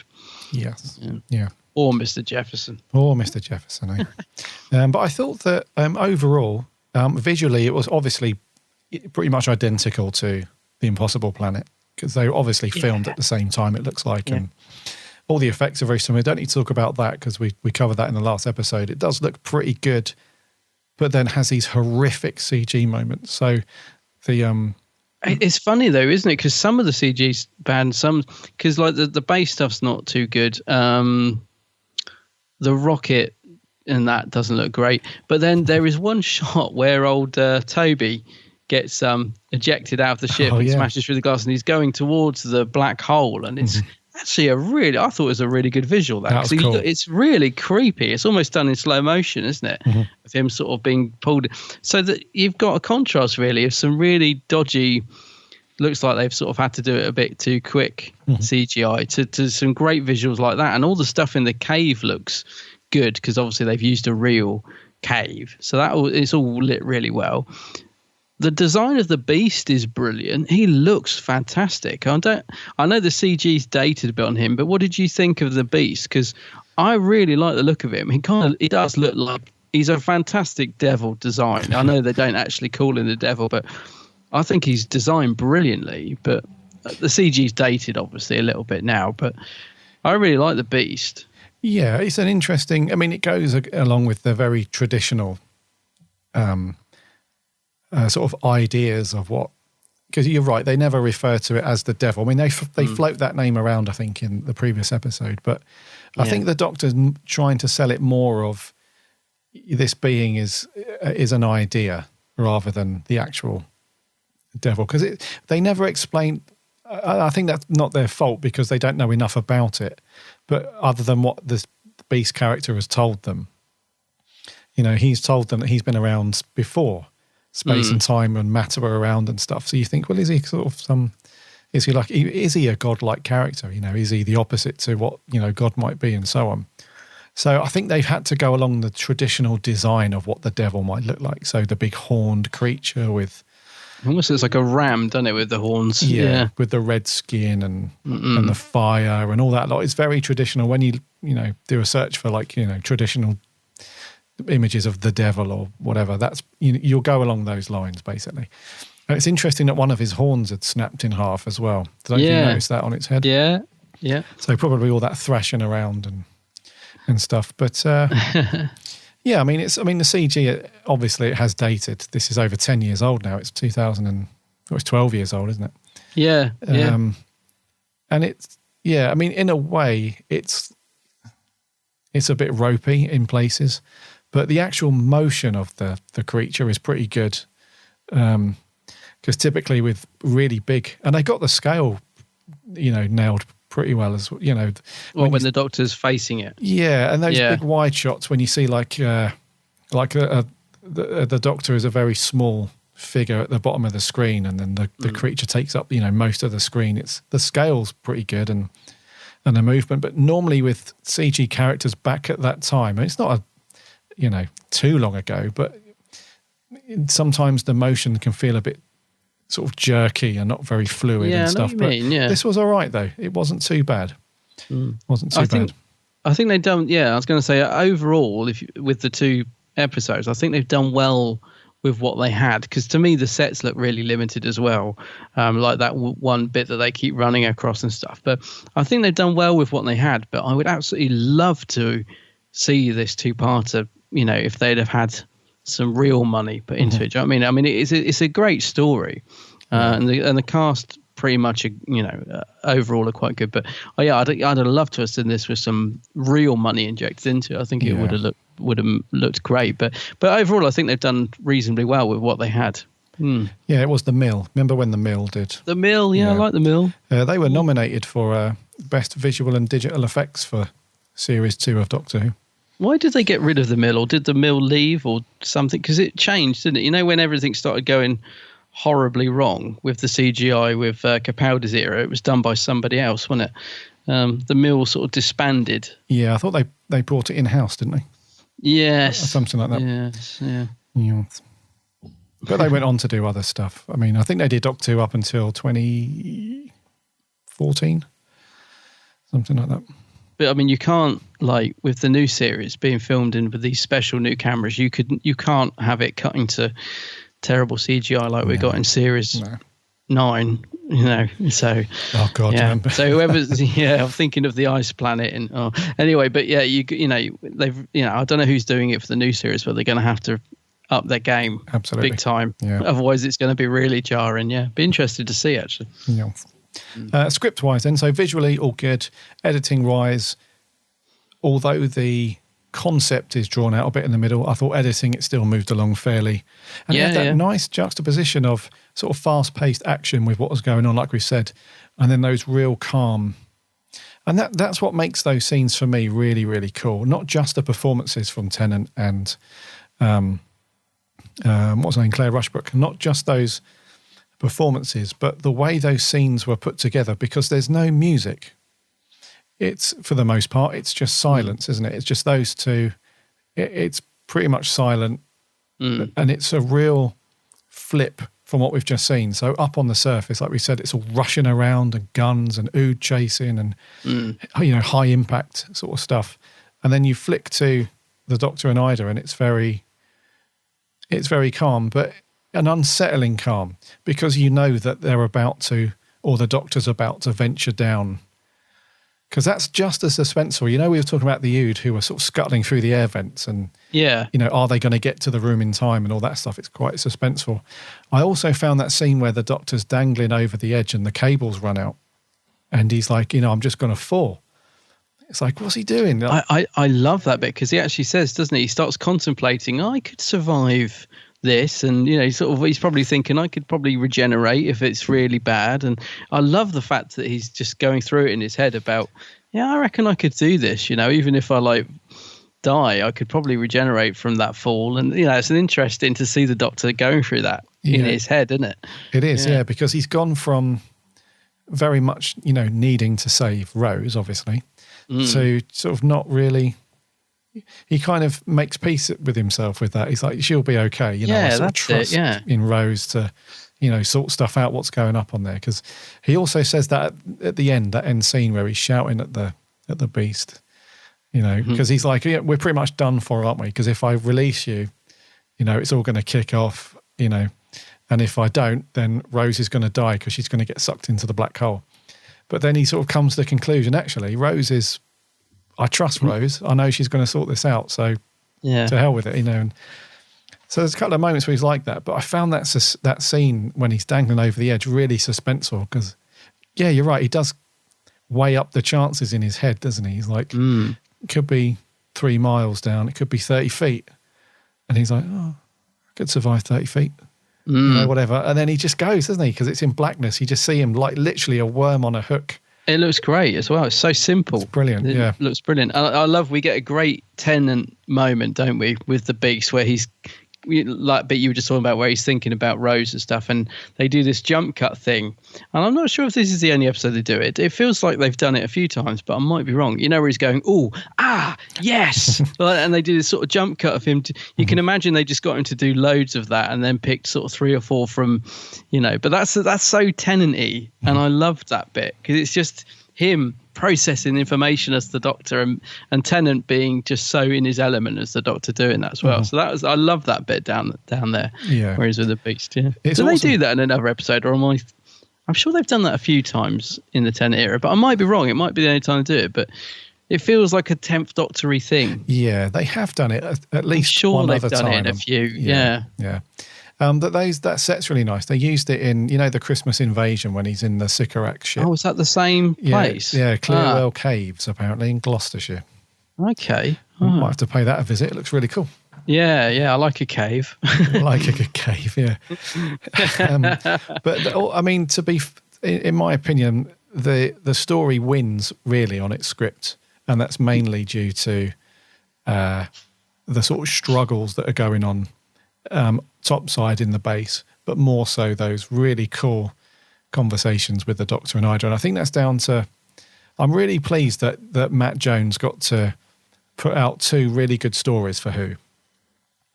Because when I read up a bit on Matt Jones, it turns out that it was kind of a life sort of ambition for him to write a Doctor Who story, because he started writing for Doctor Who magazine as a columnist back in 1995. Obviously, he's a huge Doctor Who fan, and one of his dreams, if you like, was to write an episode of Doctor Who. So started out writing for the Doctor Who magazine, and then a few years later got a break when he started being a script editor with Russell T Davies, coincidentally, for Queer as Folk. So he worked on Queer as Folk, and then it obviously led on to something else, and he started writing for Corrie and other bits, and then landed this. So I'm really glad that, because he's only written 2 episodes, just these 2. Yeah, I was going to say he's not come back or done any since, has he? He's done 1 episode of Torchwood. Oh, did he? But that's it. Yeah. Which one was it? When we come to it, I'll have to remember. It was Dead Man Walking. Dead Man Walking. Right. Okay, I have to try and remember that. We haven't done that one yet, have we? No. Yeah, so I just thought that was really cool, like a really cool way for somebody, because it's always a bit of a, when you watch an episode of Who and it's not exactly brilliant, you think to yourself, well, what's going on? We've seen that many times in the Moff era, where someone's, a fairly decent writer, and the episode hasn't been that great, and then you think, well, is that the Moff's fault? Yeah, he'd come and put his little 2 penneth worth in. Yeah. Or is it sorry.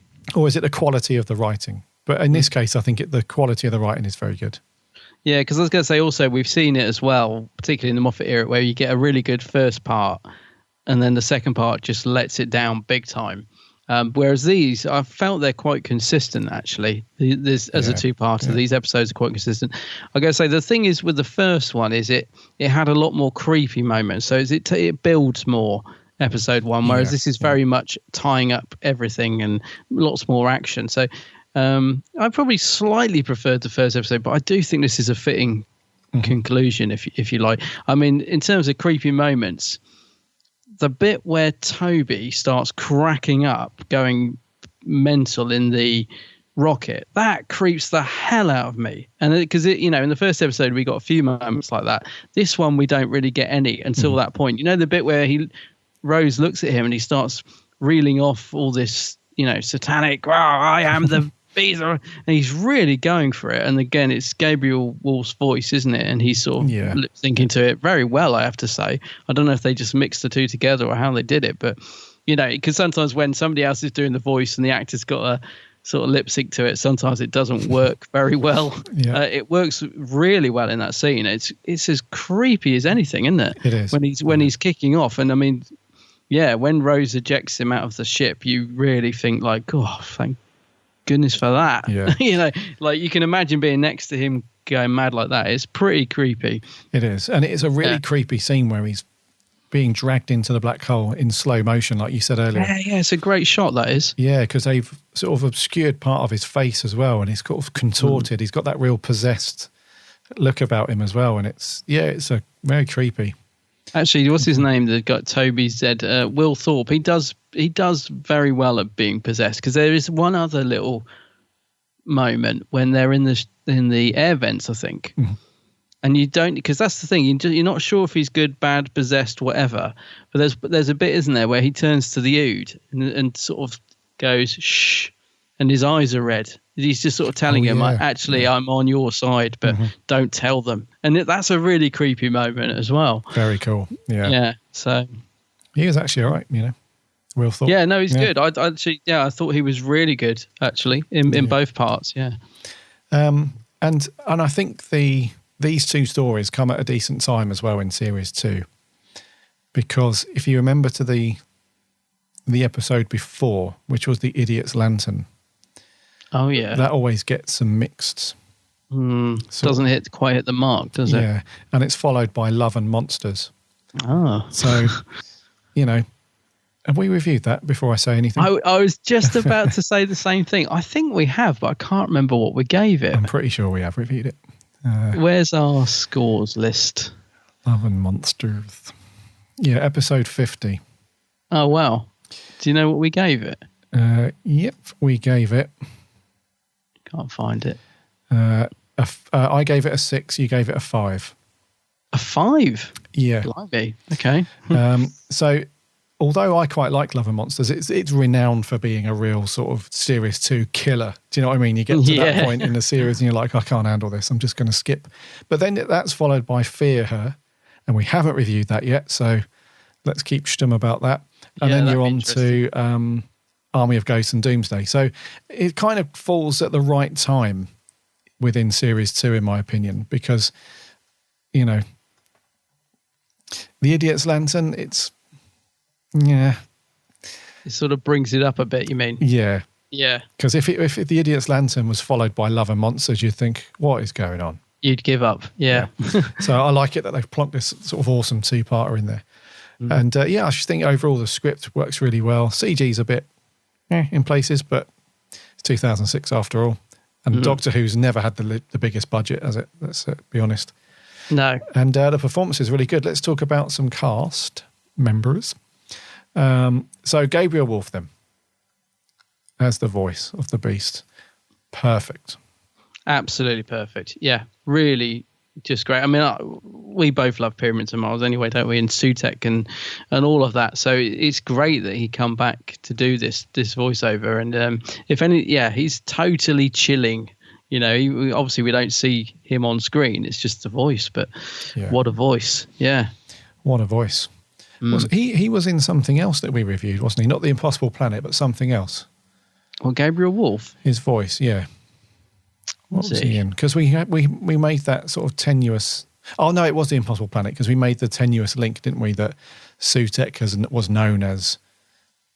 Oh, yeah, because there is a link, isn't there? You could say that, there is a slight link to Sutek of, if you wanted it to be there, but it doesn't.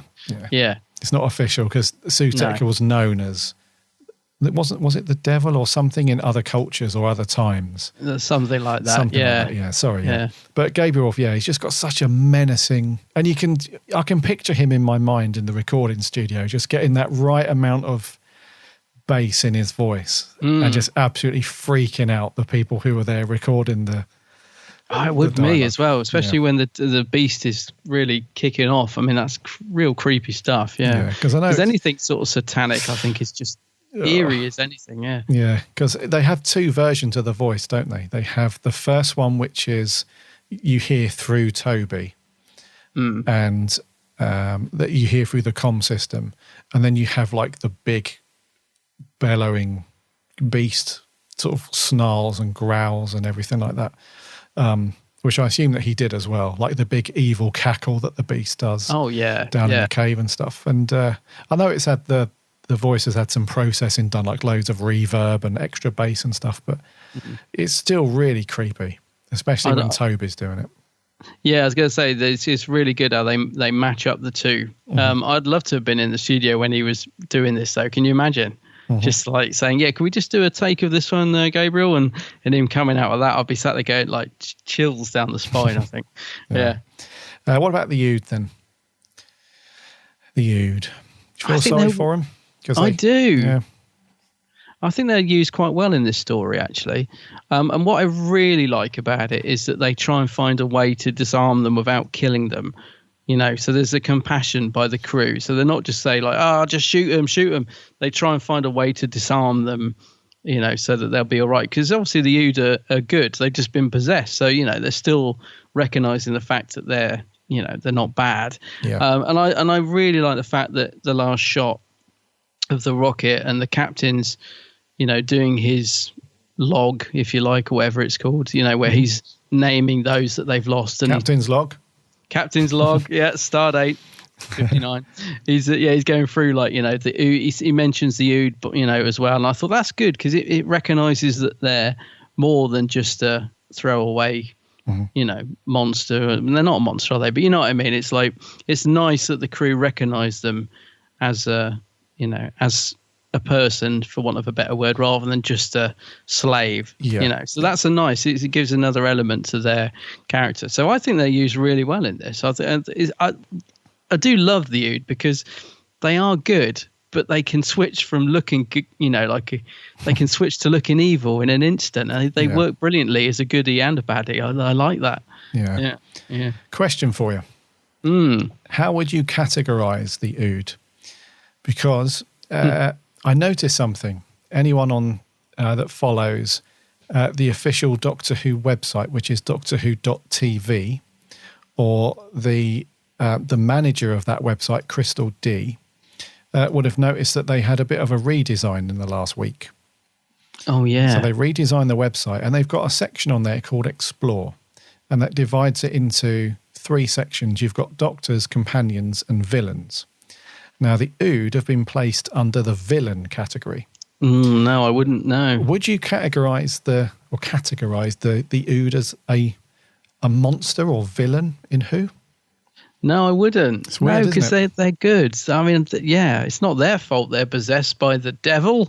No, I wouldn't class them as a villain. No. Where would you put him then? Because they're not companions, and they're not. Well, they're friends. They're friends of the Doctor, aren't they? Do they not have a friend section? No. Friends of the Doctor section? Come on, Crystal, get on it. No, I wouldn't class them as a villain, but if they haven't got any other section, I guess you would put them in there because, they're quite bad in this story in terms of trying to kill people. So, it's probably just because they didn't have a section. I didn't have a section, yeah. Where'd you put them? Where do we put these Ood? Where do you put the Ood? It's a difficult one, isn't it? Yeah. Just thought I'd throw that at you because I'm. Yeah, it's interesting. In the same camp, mate. I wouldn't really class them as a monster, like not a bad guy, a baddie. No, they're not a baddie. No. And as you just mentioned, that website as well, the new artwork, blimmin' heck, it's great. Listeners, if you haven't gone and looked at it, go and have a look. It's brilliant what they've done. Lee Binding and Tom Webster. Yeah, so they've done like all the Doctors, they've done all the companions and monsters. It's brilliant, actually. Amazing, yeah. So, yes, Gabriel, very, very good. The Ood, very good. Right, Danny, Ronnie Jutty, what do you reckon to him? Yeah, I think he's okay. I wouldn't say he's the best actor in it, but he does the job, if you like. I guess that's the best way I would describe him. He does the job? He does the job. Okay. He's likeable enough. Yeah. The best scenes for me was when he was getting really stressed out in the tunnels, in the air vents. What, when he does the... Yeah. Well, no, not... Well, yeah, that was a bit Russell T. Davies, that wasn't it? But yeah, when he's getting really stressed out, he's banging on the thing and obviously claustrophobic, which they don't explicitly say, but... Yeah. But otherwise, yeah, not too bad. No, I thought he's all right, yeah. Yeah. Toby, spoken about Will Thorpe. Very good. Very, very good. Very good, because, it's easy to go over the top when you're being possessed. Yeah. You can do the over-the-top acting. I think he's very good, actually, because he's another one, a bit like the Ood. He can look quite innocent at times, and then he can switch like that to looking really evil. And so he was very good casting, actually. I don't know what else he's gone on to do, but yeah, I thought he was particularly good in this, yeah. Yes. Yeah. Right, Ida and we'll speak about those scenes again, though, because they are quite poignant. So Claire Rushbrook as Ida Scott with the Doctor. We spoke about when they get stranded down there and they're contemplating what they're going to do and so on. Did you think that, because we also spoke about having those quieter scenes without any action and just those two talking, did you feel like those were fairly well timed, or did you feel like they were drawn out as well? Because I really liked going back to that part of the program where it's just those two talking about stuff. No, I thought they were really well timed. I actually prefer those moments, actually, because as much as I liked all the action, I actually preferred it when I kept thinking, let's go back to the Doctor and Ida, because I loved the discussions they were having. And Ida mentions her poor old mum, and you can see that she drifts off into thinking about her for a second and then comes back. And so I loved all that stuff, going on between her and the Doctor. And, the conversation and the writing was really good, the contemplating faith and what does the Doctor believe in? And he says to her, doesn't he, I never asked, and all this sort of stuff. So, yeah, as much as I loved all the stuff going on the base, I actually preferred the quieter stuff with Ida and the Doctor. Yeah, she's a great actress, isn't she, Claire Rushbrook? She's really stood out to me in this. I think of all of the supporting cast, I think she was the best. I really liked her character. As I said earlier, she works brilliantly with David Tennant. I don't know if she's companion material, but I could happily watch more of those two together, because he does save her at the end of it, doesn't he? She's sort of slumped against the TARDIS wall, and he's managed to save her, and that's a nice moment as well, where the Doctor recognises that he couldn't save the Ood, and he looks, I only had time to save her, and you can see, because the Doctor will always try, even though the Ood have obviously been possessed, but he would have tried to do something if he could. So that's a nice moment as well. Yeah, that was really sad to me. That moment where he's talking to Zach and he's got Ida there. She's unconscious, but she's alive. Yeah. And you think, he's managed to do it. And then, because you almost forget about the Ood, don't you? I did. Exactly, yeah, you would, yeah. Yeah, I completely forgot that they would have been on that base and the planet would then have been sucked into the black hole. I completely forgot about the Ood, which is terrible, really. And then when the Doctor reminds you as the viewer, I'm like, you've forgotten about the Ood, haven't you? Yeah, that's good, isn't it? Yeah. And he's like, I couldn't save them, but it's a bit sad. But yeah, Claire Rushbrook, really good. Very good. What about the captain then? Zach. Yeah, it's interesting, because I remember you said not last week, you said on part one you felt he was perhaps one of the weaker members of the supporting cast. What did you think of him this week? Did he improve for you, or do you still think he's a bit below par? No, I thought he was a bit better in this one. Yeah. Purely because I saw a bit more of a...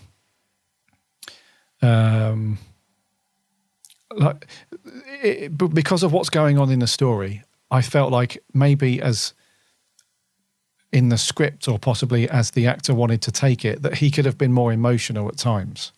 But I felt that it was a good thing that he wasn't, because there was people dying and things are collapsing and everything's going to pot.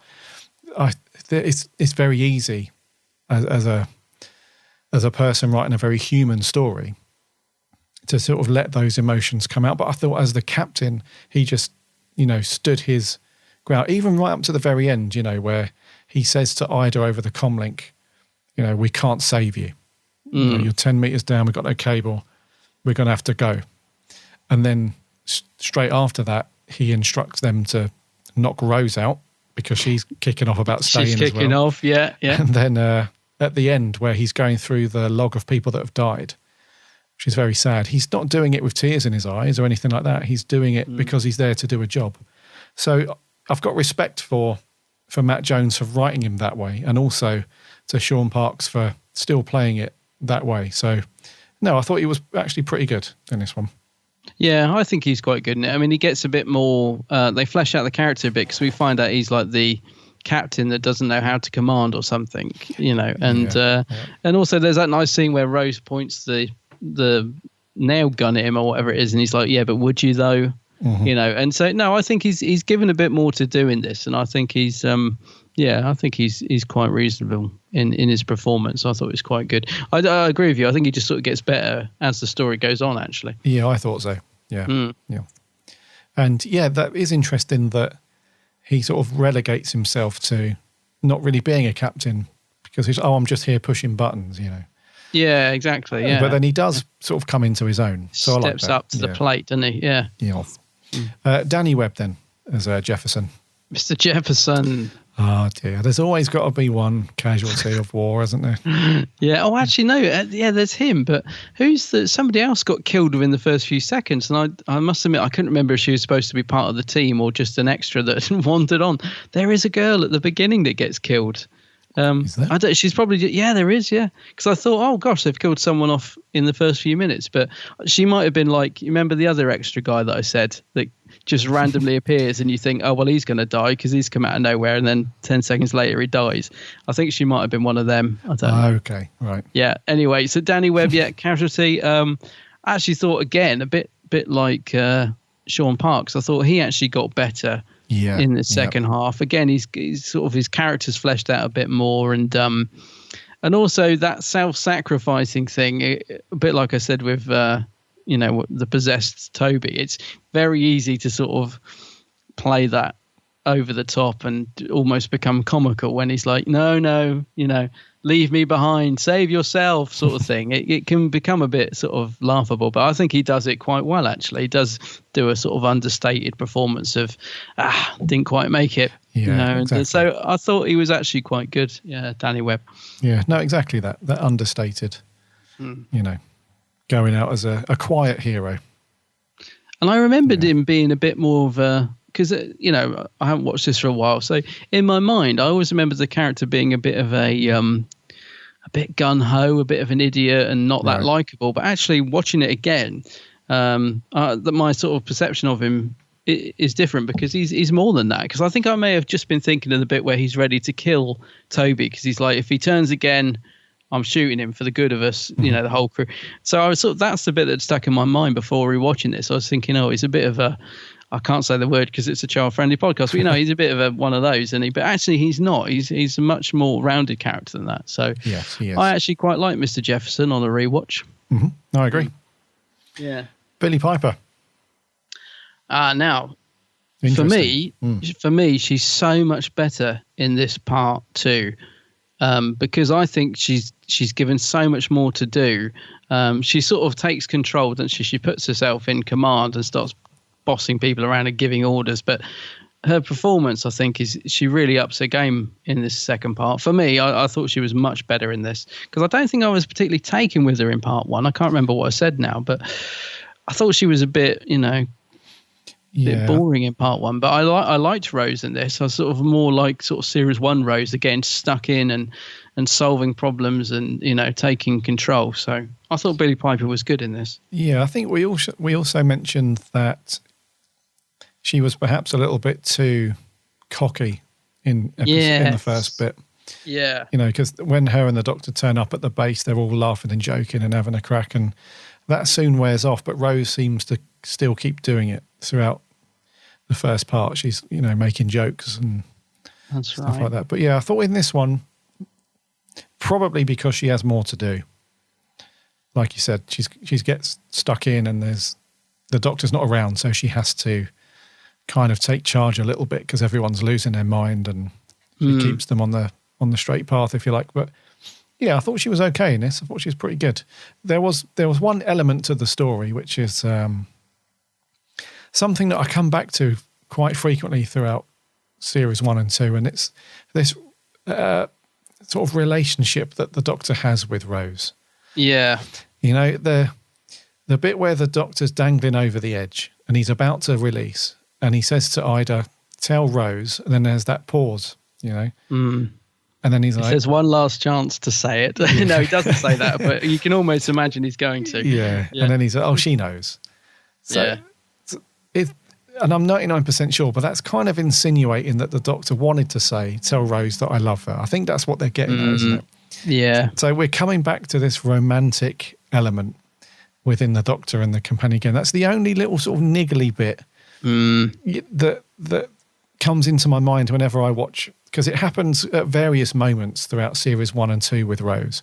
And obviously at the end with Doomsday, it's very, very much that, the last few minutes is all about that. But, I just find it that little niggly thing, like, is it, and that's kind of what they're exploring, I suppose. Maybe that was part of Russell T Davies' one of his things, if you like, when he brought Doctor Who back is, this relationship that the Doctor has with his companion. Can it be romantic, or should it be romantic, or whatever? And they soon put a stop to it, didn't they? They tried to do it with Martha, but the Doctor wasn't having any of it. And it certainly didn't happen with Donna. Yeah, brilliant. So, it was one of those, it doesn't bother me, don't get me wrong. No, but I'll tell you what, I'm glad you mentioned it, because I 100% agree with you, because there's just a couple of little moments like that. Yeah. They don't bother me as so much, but I could do without them. Exactly. Because I don't like the Doctor fawning all over, Rose all the time. Oh, Rose, it does get, and also the other way around as well. But yeah, it's not too bad in this story, but there are a couple of moments like that where I could just do without the sort of, are they, aren't they? Mm-hmm. Are they, aren't they in love sort of thing. I just don't. I like the Doctor. I like the third Doctor and Joe Grant relationship, like the caring grandfather that's sort of looking after her. Right. I don't like this love interest thing at all between the Doctor and his companion. I just don't think it works. I don't think it's right. So yeah, I do agree with you, mate. It's they don't push it too much in this story, but there were couple of little moments where I was thinking, no, don't go there, don't do that. Yeah, I mean that's why I don't lose sleep over it, because they don't sort of put it in your face. Don't it's just push it, but it's there, isn't it? Yeah, and I think it's more on Rose's side. That's purely because she's relentless in, like, we're not leaving without the Doctor. I'm not leaving, and even to the point where she doesn't know what's going to happen when she shoots the shield, the windshield in the rocket. When Toby starts kicking off and she shoots it. Yeah. The emergency she doesn't shield know that, or whatever, Yeah, she, for all she knows, they all could have been sucked out the window when she shot that. So she does that for, pretty much for the Doctor's sake, if you know what I mean. Yeah, I do. Because I must admit, I like all that, because I was thinking, in this story as well, I do love the way that, I love it when you're watching a story and you think, how are they going to get out of this? Mm-hmm. And this is one of those stories where at the end, those sort of last 10 minutes, I was thinking to myself, obviously I've seen it before, but you know what I mean? I kept thinking, how do they, Rose is on a spaceship, like flying away. The Doctor's in a cave with no TARDIS. How do they get back together? So I like it when you can't see where the story's going. Yeah. As I said, they do wrap it up a bit quick. I mean, the bit where the Doctor's sort of blown across the room and lands with the TARDIS. It's very convenient, but for some reason I love it. I think it's just because of Tennant's face. He just sees the TARDIS and his face lights up, doesn't it? So Tennant sells that moment to me, even though it's a little bit ridiculous, I think.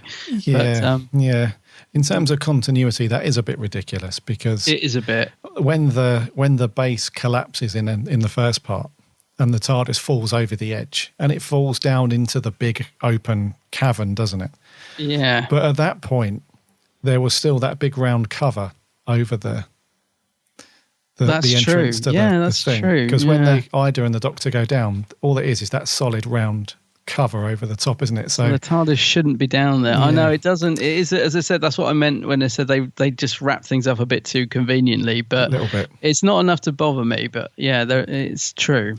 But then again, there is that element of, I don't know if it's a magical thing, whether we should dive too much into that with Doctor Who, but that is that element where in the past we've explored maybe the TARDIS having a mind of its own. So maybe the TARDIS sort of put itself there. I did think that. I mean? Yeah, no, I do think that because of this whole thing about the TARDIS being alive and stuff. So that's the way I, console myself in terms of the continuity and story. Yeah. Let's go with that then. Let's go with that. That seems reasonable, right? So otherwise, without the Rose sort of gushing over the Doctor too much, I thought she was pretty good. Yes, I liked her in this one. Yeah. And then lastly, Mr. Tennant himself. Mr. Tennant. Superb, mostly. No, all the way through for me. Okay. He's absolutely superb in this. I love it when the Doctor's sort of, he takes it down a notch, doesn't he? He's not the sort of shouty, I'm taking control of the situation, because like you said, he can't, because he's just trapped away from the action. So he's got nothing, no choice but to just sort of get on with his own situation. It's great. Tennant handles it really well. The dialogue, his performance, and just everything. And then he gets to do all the stuff at the end with the beast where he's smashing the pots and figuring it all out. And so, yeah, he's very, very good in this. Very good. Really good. Yes. Yeah. No, I agree. I absolutely agree. I think, and I like that because he doesn't have to be shouty all the time. Exactly. Yeah. So those scenes where he's very calm and collected and contemplative, I think is the right word. It's very cool. Those scenes with Ida and at the end with the beast is brilliant Tennant. It is. And also, a lot of, when people say he's a bit too human, not very doctorish, and I sometimes feel that. But when I see him in a story like this, where he's talking about why he travels and, how his life is always on the edge, diving into a black hole. And that's why he does it, because, he's being asked questions about the devil and faith and does this exist? And he's like, I don't know all the answers. That's why I travel. And so you get to see that actually he is 100% the Doctor in moments like that. He is still that same traveller, trying to discover new things, and he doesn't know the answer to everything. So again, Tennant sells that brilliantly, I think. Indeed. Yeah. Anything else you want to mention, mate, before we get on to our scores? Just a couple of little things. Okay. Firstly, Murray's music's toned down because it's very noticeable in part one, and we really liked it, didn't we? Mm-hmm. This one is still good, but it doesn't sort of shine through like it did in episode one. Maybe just because we're hearing the same bits, I don't know, but still very nice music from Murray. Just not as standout as the first part. And the only other two things is I noticed we get a mention of the Torchwood archive, which didn't remember any of that before rewatching this, so that's cool. Like the fact they threw that in there. And then there's the foreboding of Rose's death, which I remember like loving these little hints, when this was first shown, because I think we possibly knew that Billy was leaving. I can't really remember now, but I think we did. So there was all these little hints about her dying, and we're like, oh no, how's she going to leave the show? What's this all about? So again, we get a great little moment where the beast or the devil, whatever, says the girl who shall soon die in battle, and Rose is really really disturbed by it, isn't she? She says to the Doctor at the end, what did he mean? And the Doctor's like, he just shrugs it off. But I love that, a little sort of foreboding nugget thrown in there, which again relates to the sort of story arc of Rose leaving the series. And I just thought it, again, totally fitted the story. Didn't feel like it was sort of shoehorned in or clunky or anything. Just a great little moment that, that could mean something, could mean nothing. Yeah. So I love that. Yeah. Really like that. That's very cool. Yeah, that's it for me, mate, I think. Yeah, and I found that quite interesting as well, because it must have been quite weird for David Tennant and Billy Piper, because those final scenes and everything, all of that was all filmed and done. Oh, was it? Yeah, this was all filmed after Army of Ghosts and Doomsday and everything. Oh, right. Gosh, I didn't know that. So it must have been really weird for them, because they've done all the emotional goodbyes and all that stuff. So, yeah. But no, I've got nothing else, mate. Yeah.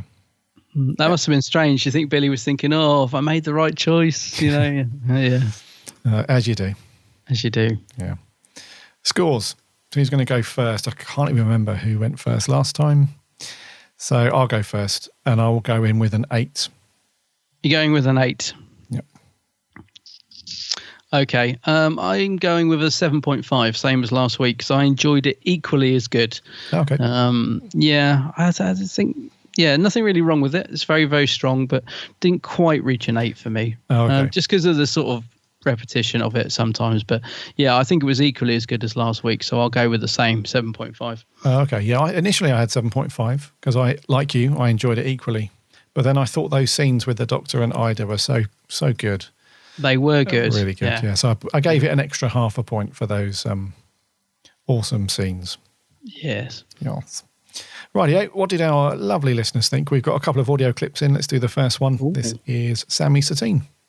Hey, Gary and Adam, Sammy Satine here. So, the Satan Pit, it was good. I liked it. I liked the cave drawings of how the beast was trapped. I also liked the look of the beast, sort of how you'd picture the devil, really. I also liked how mind and body were separated, because that's the only way you could keep the beast imprisoned. I give it 10 beasts out of 10. See ya. Wow. 10 beasts. 10 beasts. There you go. That's good. Thank you, Sammy. And then we also had another audio clip in. This is from my good friend Jake Birtwhistle. Good old Fred. Gotta love Fred. Fred's amazing.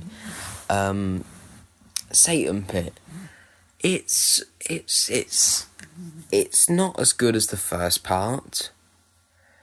The reason why is the ending is just a bit naff for me. I think it's a bit weird that whoever imprisoned Fred made it very, very easy for him to be destroyed or released into the black hole or whatever by smashing 2 vases. I don't see that happening, really. And the other thing that I don't understand is, if Fred is supposedly from before time and space and all that stuff, how come he is humanoid? That's what I don't understand.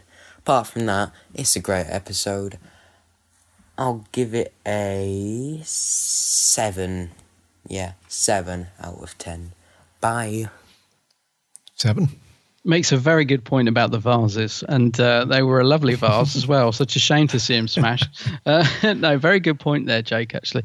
And I don't know about you, mate, I remember this from the very first time I watched it, and now I can't ever sort of unsee it, is that every time the Doctor walks towards those vases, I can always spot the cable that they've tried to hide under the sand either side of both the pillars. I don't know if you noticed it. I've not noticed that. No. I noticed it the first time I watched it. I was like, oh, you can see the cables running, obviously to light them up. So next time you watch it, just look, you can see one either side of the screen going into the sort of pillar that they're on. Yeah, I know. I can't see it. They'll probably digitally remove them one day.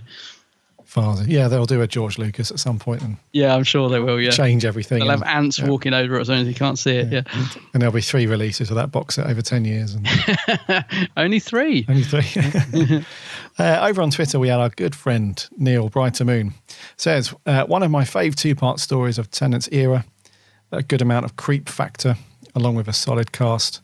Tennant, as ever, is great in this one, and Rose gets a bit of a backseat for most of the episode. The effects haven't aged well, but it's still an 8 out of 10. 8 out of 10, okay, that's good. Over on Facebook, Miles McKenzie, a great conclusion to a great first part. The Ood are probably one of the creepiest monsters in New Who, especially when they're in the vents. The cast were on point, and it concludes a strong story. One nitpick I do have is the vague hinting at the Doctor and Rose romance, which I cannot stand. But overall, 8.5. Lewis Palmer says, a worthy conclusion, fun and fast, exciting, real edge-of-your-seat stuff. The CG is a bit wobbly, but it doesn't really matter, as the constant eerie atmosphere keeps you hooked. I love the fact that we never really know if Toby is possessed or not at any given time. Yes. Fantastic story, 8 out of 10. Cheers, Lewis.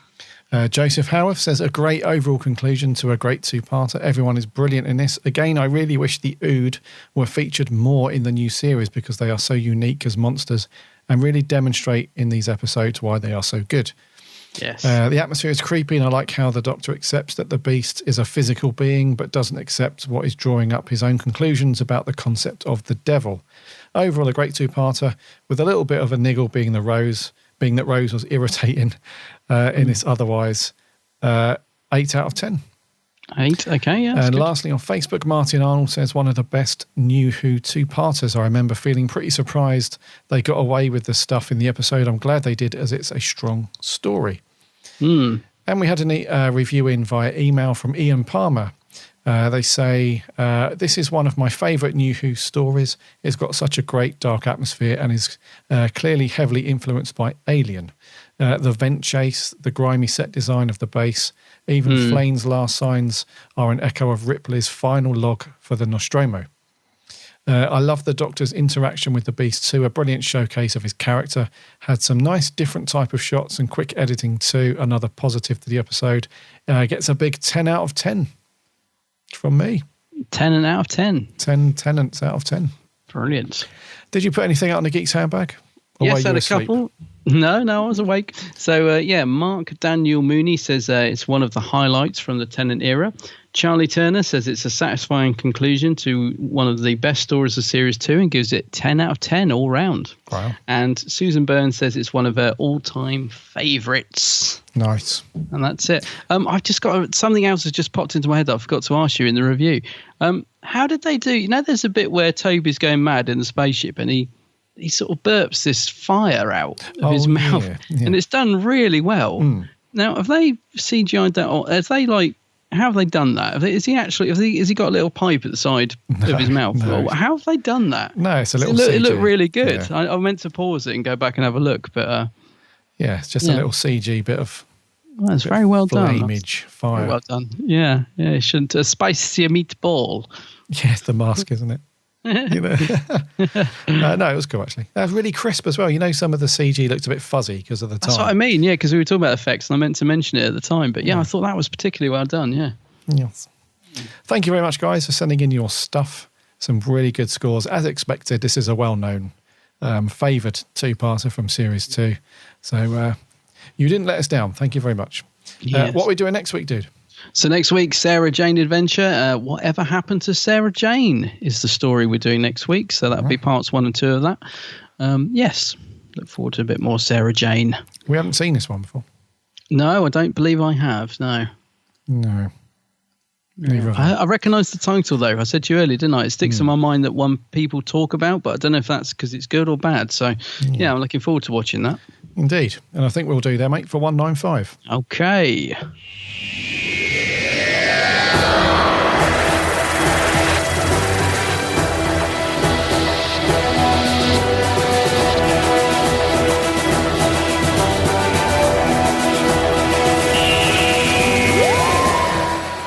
Thank you so much for sticking with us for 195. It's been a bit of a long show, this one, but there's been plenty of news and merch to go through, which is nice because there's no tumbleweed. So we actually had something to talk about, which is good.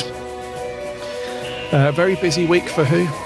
Last weekend we had the teaser, which we spoke about. So if you haven't seen that yet, very surprised if not, but if you haven't seen it, it's online everywhere for the BBC. Going to take a look, and by the time you listen to this, we would have already seen the Doctor Who panel at San Diego Comic-Con, so that should have been hopefully good, and hopefully we might have got a decent trailer. This is very timey-wimey because this all happened obviously yesterday if you listen to this on Friday, but San Diego is normally the place to be for all sort of exclusives, not just merch but trailers and clips and everything. So fingers crossed we get something decent from that.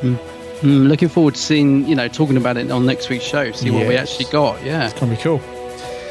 Also next week then, the Sarah Jane Adventures. Whatever Happened to Sarah Jane, give that a watch because we'll be asking you for your thoughts and opinions on that. In the meantime, check us out online, www.bigblueboxpodcast.co.uk. You can listen to all of our previous shows on there. Plus, you can link off to all of our social accounts. Give us a like and a follow because we chat lots of Who and other stuff throughout the week in between shows. Also, subscribe to the podcast itself on all of the podcast networks. iTunes is the big one, I suppose. We're on there. Just do a search for us on there or use the link on the website. And if you're an iTunes listener, a review and a rating would be awesome because that really helps us loads. Yes, it does. Also, check out Adam's channel, The Geek's Handbag. Yay. Yes. He's just dropped a really awesome review of the recently released Tom Baker Series 12 Blu-ray set. It's very, very cool. Plus, he's got lots and lots of other cool stuff over there. He's also on Twitter, Facebook, Instagram, and all that stuff. I am indeed. So go and give him a subscribe on YouTube and a follow and like on all the other stuff. As I said, we're always chatting away. Lots of random waffle to do with who in between. Until next week, for 196, my name's Gary. My name's Adam. And remember...